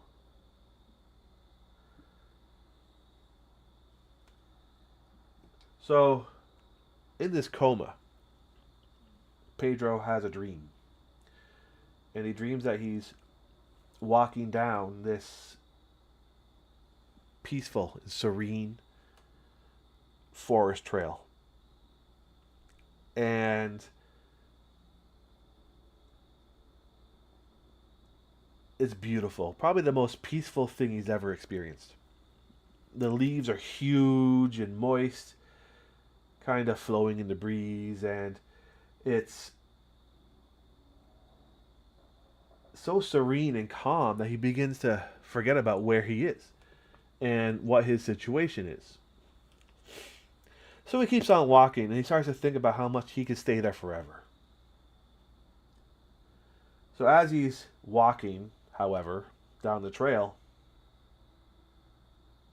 ever so slowly, the forest starts to change a bit. And almost imperceptible at first. But then things start to change a little quicker and a little quicker.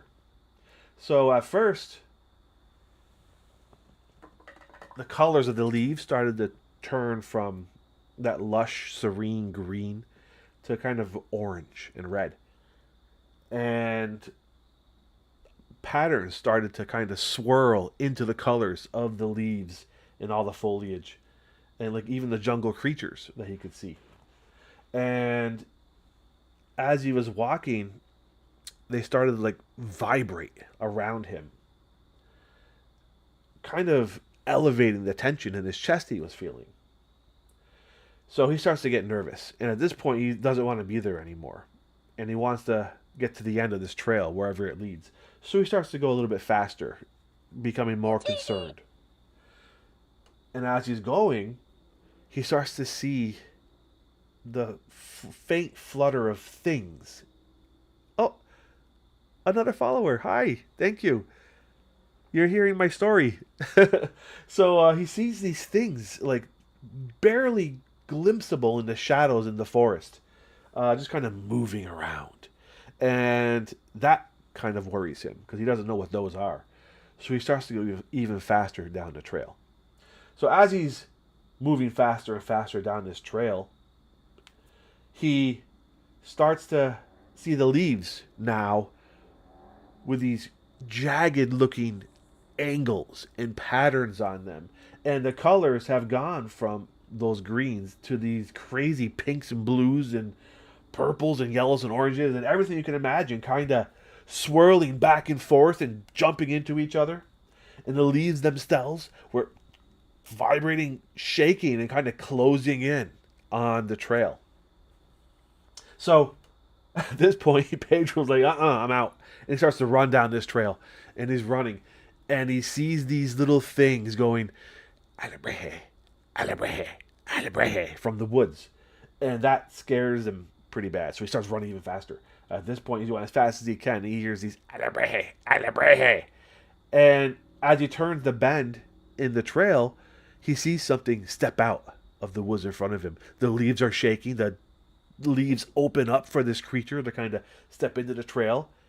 This thing has the head of a crocodile, the body of a chicken, the tail and the hind legs of a bull, and a bull's horns on a crocodile head. It's also covered in these crazy patterns and colors as well. You can see the colors swirling on the bull chicken crocodile. So that thing looks at him with these crazy beady eyes that are bright and glowing, and it goes, Alebreje, Alebreje, Alebreje, kind of snarling at him. And Pedro freaks out and starts running. He runs past the bull crocodile chicken, and he runs and he runs. And all of a sudden it starts chasing him. And then from in the woods come thousands and thousands more of these things chasing at him and nipping at his feet. And Alebreje, Alebreje, just chanting, and the leaves closing in around his feet, vines starting to wrap around the trail itself in front of him, closing and closing and closing. And he sees up ahead this bright light, and he runs for it, hoping it's the end of the trail. And he gets there. So he bursts out into this clearing, and he runs for it into the middle of this open space, like a big field in the middle of the jungle. And he notices instantly the Alebreje creatures spread out around the clearing, but don't enter the open field.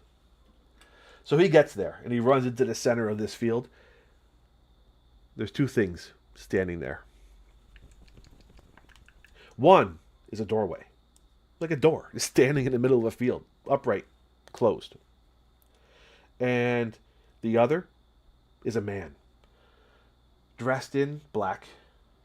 He's got a big hood over his face. He can't see his face. It's dark in there. And he has his arms crossed. Can't see his hands. So Pedro walks up to this man. And the man gestures to the door. As he does so, a skeletal hand comes out of the arm of the robe. And it kind of moves his fingers, and the door opens. And he hears this voice say, "It is not your time." And the door opens up. And Pedro can see himself through the door laying on a hospital table. His family is all around, surrounding him. They're smiling and they're happy, kind of celebrating, which really is what Mexican people did around that time. They didn't mourn the loss of their loved ones, they celebrated that they lived it all. So these people were happy. And Pedro looked back and he saw the creatures. They're going, Alebreje, Alebreje, as they faded back into the woods. And he saw the man in the black kind of step away and fade off. And with one final kind of sigh, he looked back at the forest, which was returning back to its jungle green, and he stepped through the door. With that, he awoke on the table. While he was in that coma, his body had healed itself from the ulcer that he had developed. And it was kind of a miracle because it really didn't happen around the time. They didn't have the medication for such a thing. So he was alive, survived. He lived through a terrible, terrible sickness. But, his family was happy and they were all celebrating. The issue still remained. He was a poor artist. He had a big family to feed. Didn't really have a way to do so. So afterwards, in his studio, he was sitting and he was haunted by these images of these creatures that he saw, these Alebreje. And then he saw a paper mache creature being held by a child. And it gave him the idea to make what he could recall from these creatures out of paper mache. So he started sculpting them right there in the street of his little studio.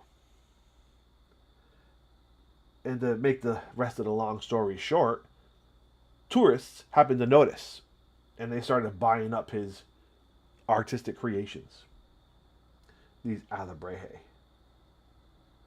And he started to make money and became a very wealthy man, Pedro Linares. Very famous now. The man that created the art form of the Alebreje, which is something that is celebrated in the streets of Mexico. You'll see these things. You're probably Googling them right now. And, well, thank you. So he's, so if you look, you'll see the Alebreje. You'll probably even see the chicken bull crocodile with these swirling colors and these patterns. That's the story of the Alebreje. Good story, right? I used to tell that to my sixth graders when around this time because we would celebrate Dia de los Muertos, and that was part of the artwork that they would make. They would make Alebrejes out of paper mache.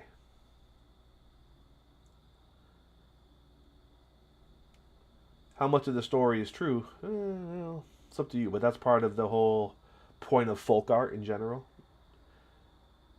Storytelling to transfer knowledge.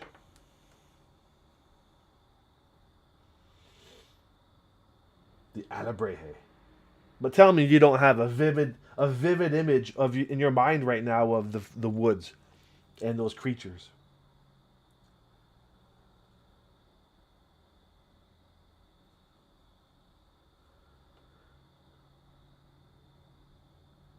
Alebreje, Alebreje.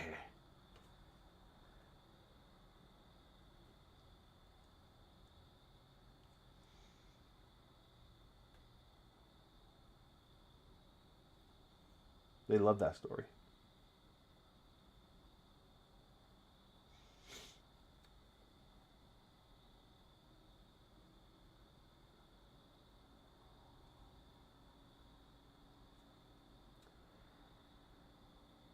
after, as part of the lesson, we would talk about like symbolism and what the different elements represented in his life. What did the Alabrejes represent? The forest, the man in black, the door.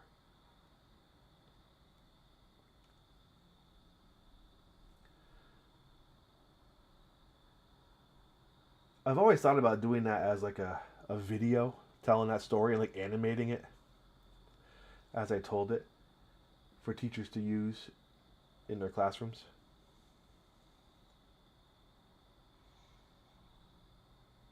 I'm not talented enough to do the animation though.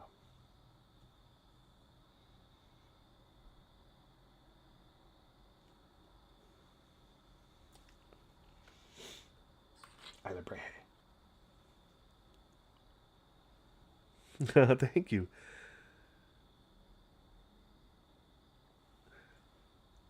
Thank you for subscribing and following, by the way.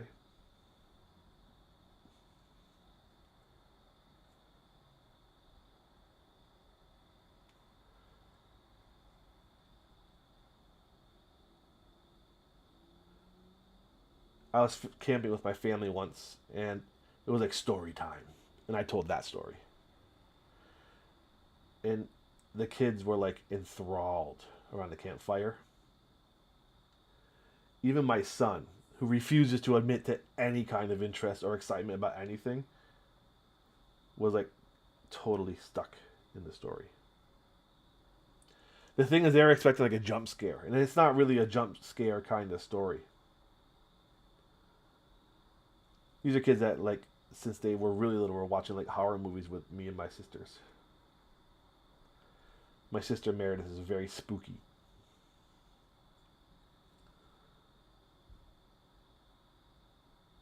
I'm one of I have 6 remaining siblings, and there's like 30 or so, I don't know, 28 little cousins.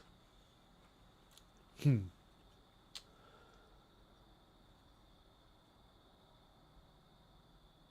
they call me the fun uncle. They're so mean to me too. They just pick on me.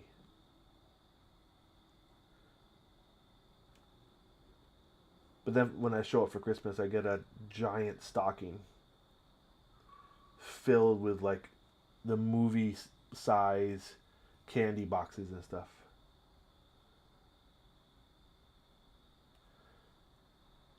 And I let them reach into the bag. I think this year I'm going to put like creepy things in there. Like spiky things and gooey things. Like I'll still have like the real bag, but I'll pull out the fake one at first. There'll be nothing but creepy things in there. Yes. I think that's happening. The bag of creepiness for Christmas. That's what Jack would do.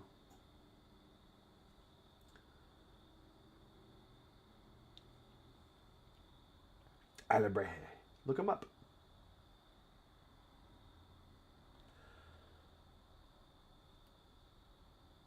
Alebrijes. I think that's how it's spelled.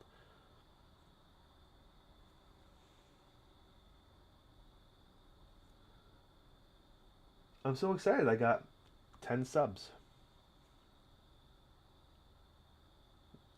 in September. So I got to be getting close to my 20. So long as people kind of resubbed. So I guess I need to start thinking about what I'm going to give away.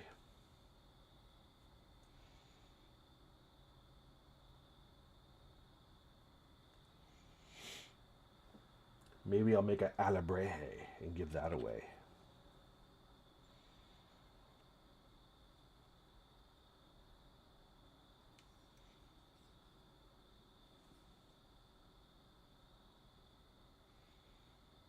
In honor of Dia de los Muertos.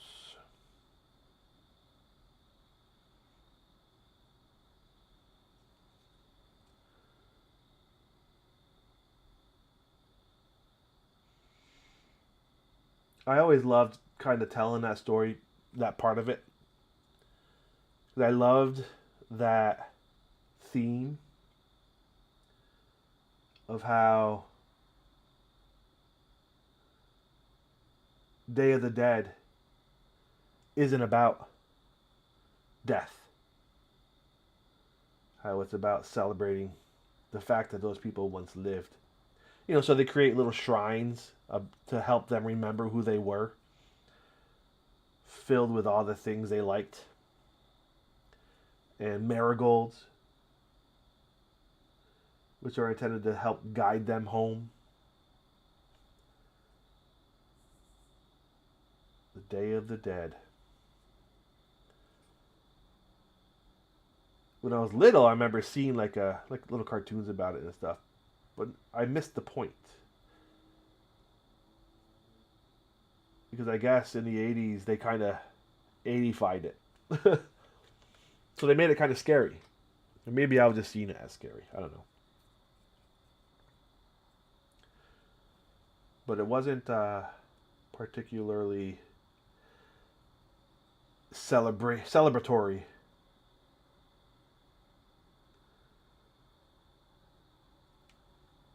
Which I think is the most important part of it.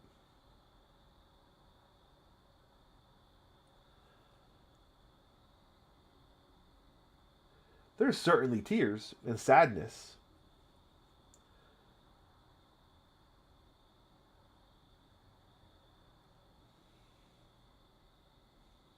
but not in the way that you would see it like at a Catholic funeral, for example. So I guess like when it's my time to go, that's the way I'd want it to go. I would want people celebrating the fact that I was here at all.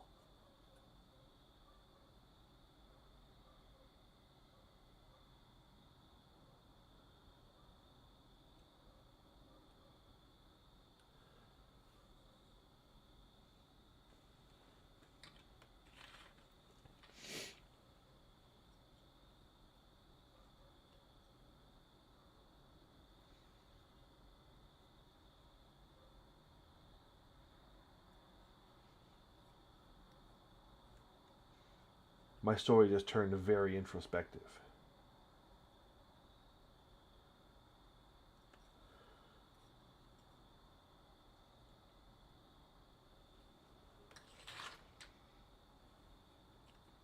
Hmm.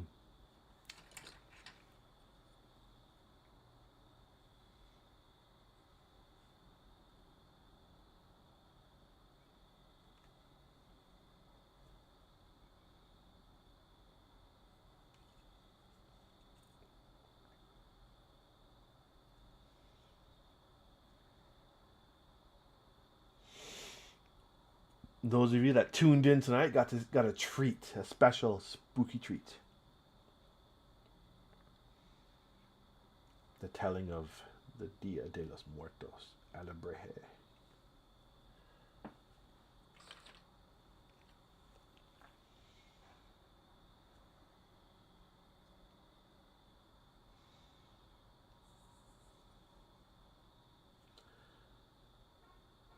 It's funny the things you collect as a teacher.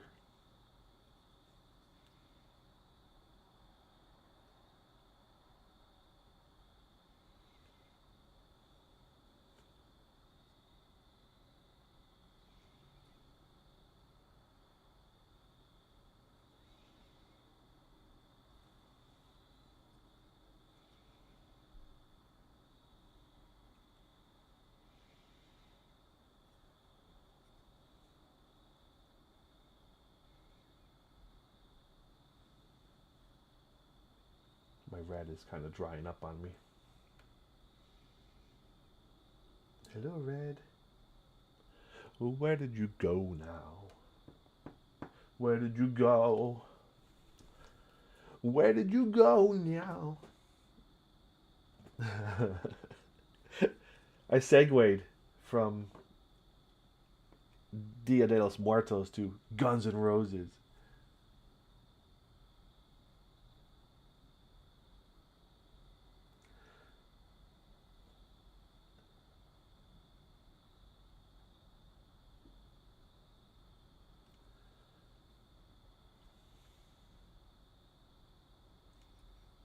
Oh,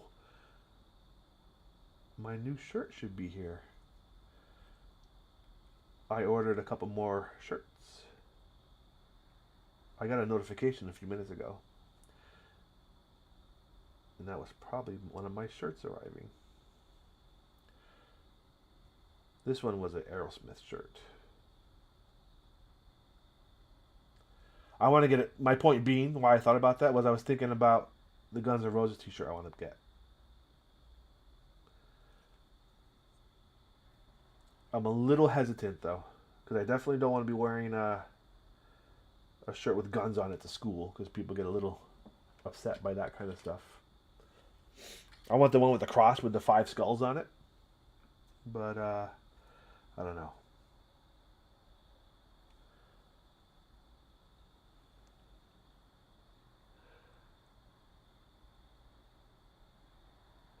Good night, my friend. Thank you for being here, and I appreciate you.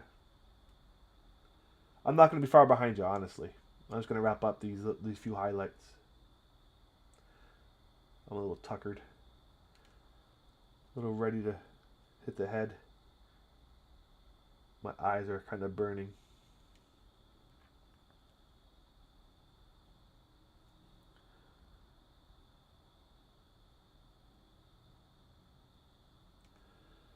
Where did you go, sweet child?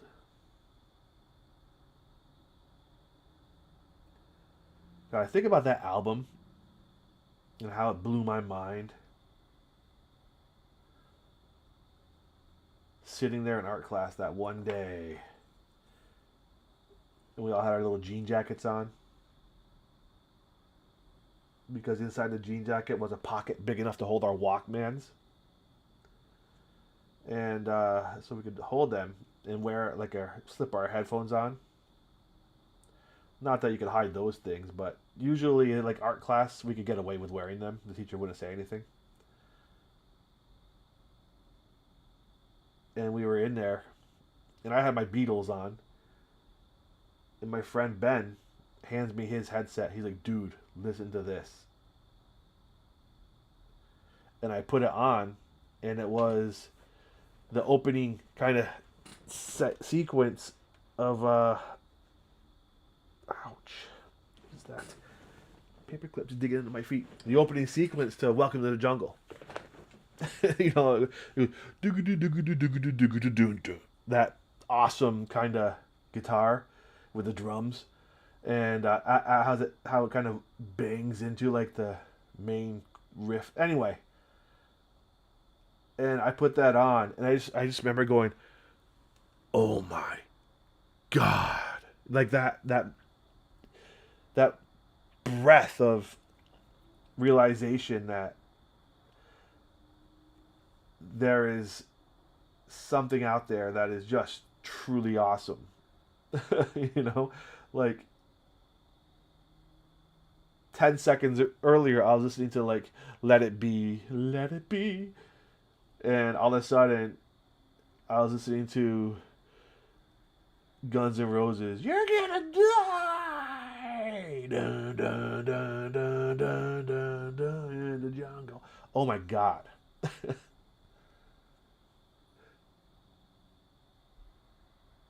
I feel blessed that I had that experience of all that music from that era.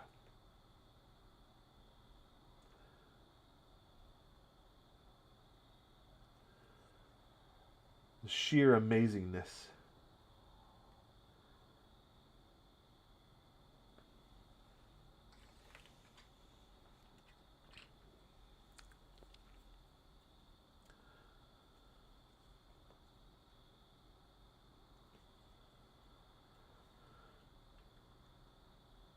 In the jungle. Welcome to the jungle.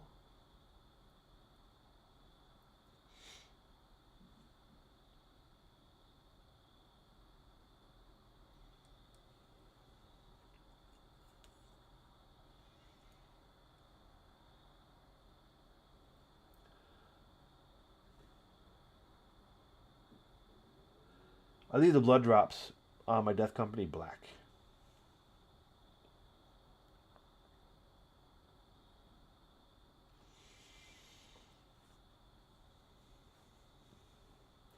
My company de muerto.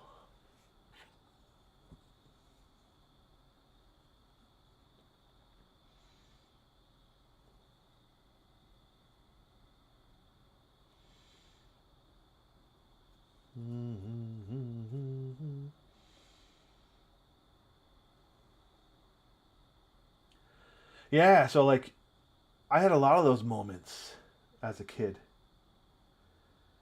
Metallica, the first time I listened to just one, dung dung dung dung dung dung dung dung, boom boom boom boom boom, dung dung dung dung dung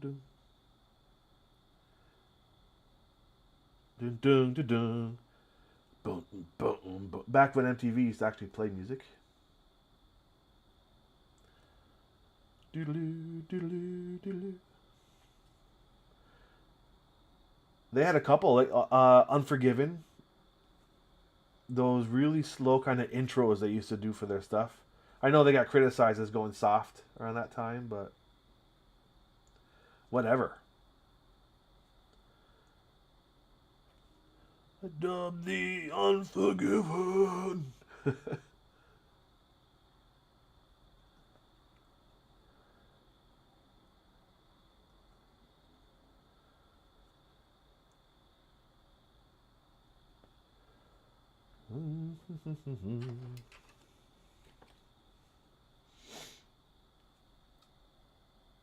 Wow, I have been all over tonight. That's what we get when I don't stream for a week.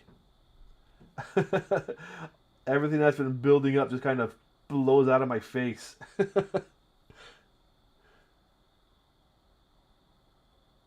I think Matt logged out because he was sick. I'm going to tell him that he missed the story of the Libreje. He'll have to watch it on the replay.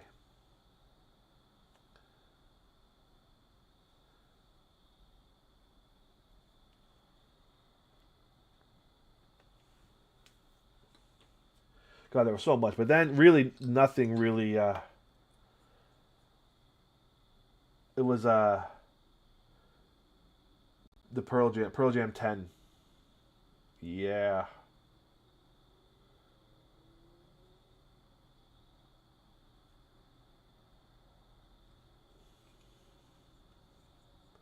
By then I was in college.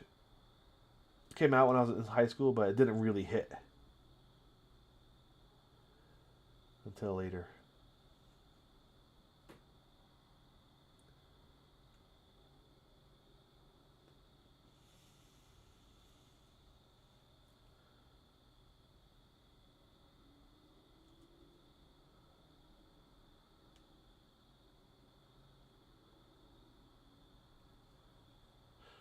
My Serpentine.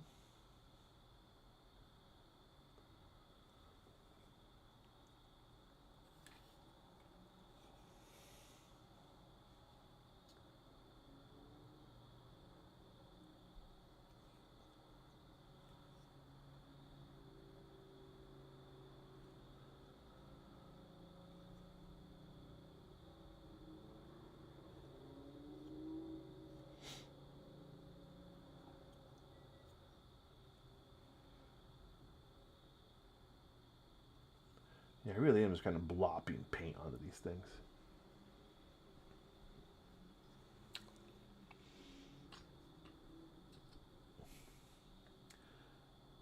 They have a really expressive style.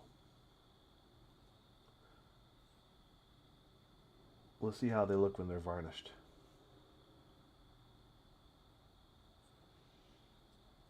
Hopefully you can see what's happening with this red. When I slap it on there, how it just makes the edges of these weapons pop.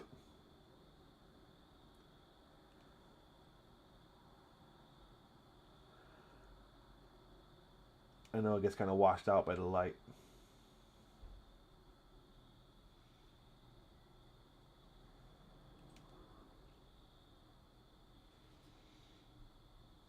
It's so easy, easy.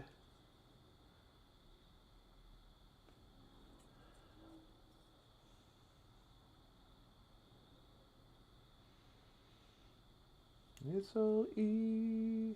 By the way, don't save yourself your memory of the original GNR, and don't listen to anything new. Don't listen to Axel trying to sing now. Don't do it. I'm telling you, don't do it. You're going to go do it now, aren't you? You already are. You're Googling it right now. I warned you. Don't say I didn't warn you.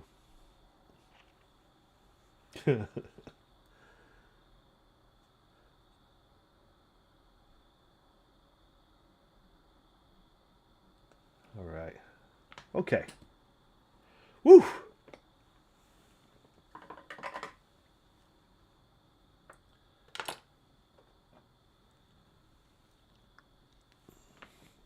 Oh, look, and there's a view seller. Tax exempt expediter. Nice. Yeah, all right, so that's going to wrap it up for tonight. I got a lot done. The eyes finished. The red highlights finished. Um, the gray highlights fit. Pretty much they're done. They're ready for varnish. I'm just going to do a little bit more washing on the weapons tomorrow, and then I'm going to do the varnish and rebase. See how they're falling? Not that dude. He's getting rebased. And see, I haven't decided if I'm just going to do all the bases, all 20 bases at once. Then just rebase them all at once on the new bases. I will probably do that. So that they're all the bases look exactly the same. And I'll clip off all those stupid little rocks they're stepping on.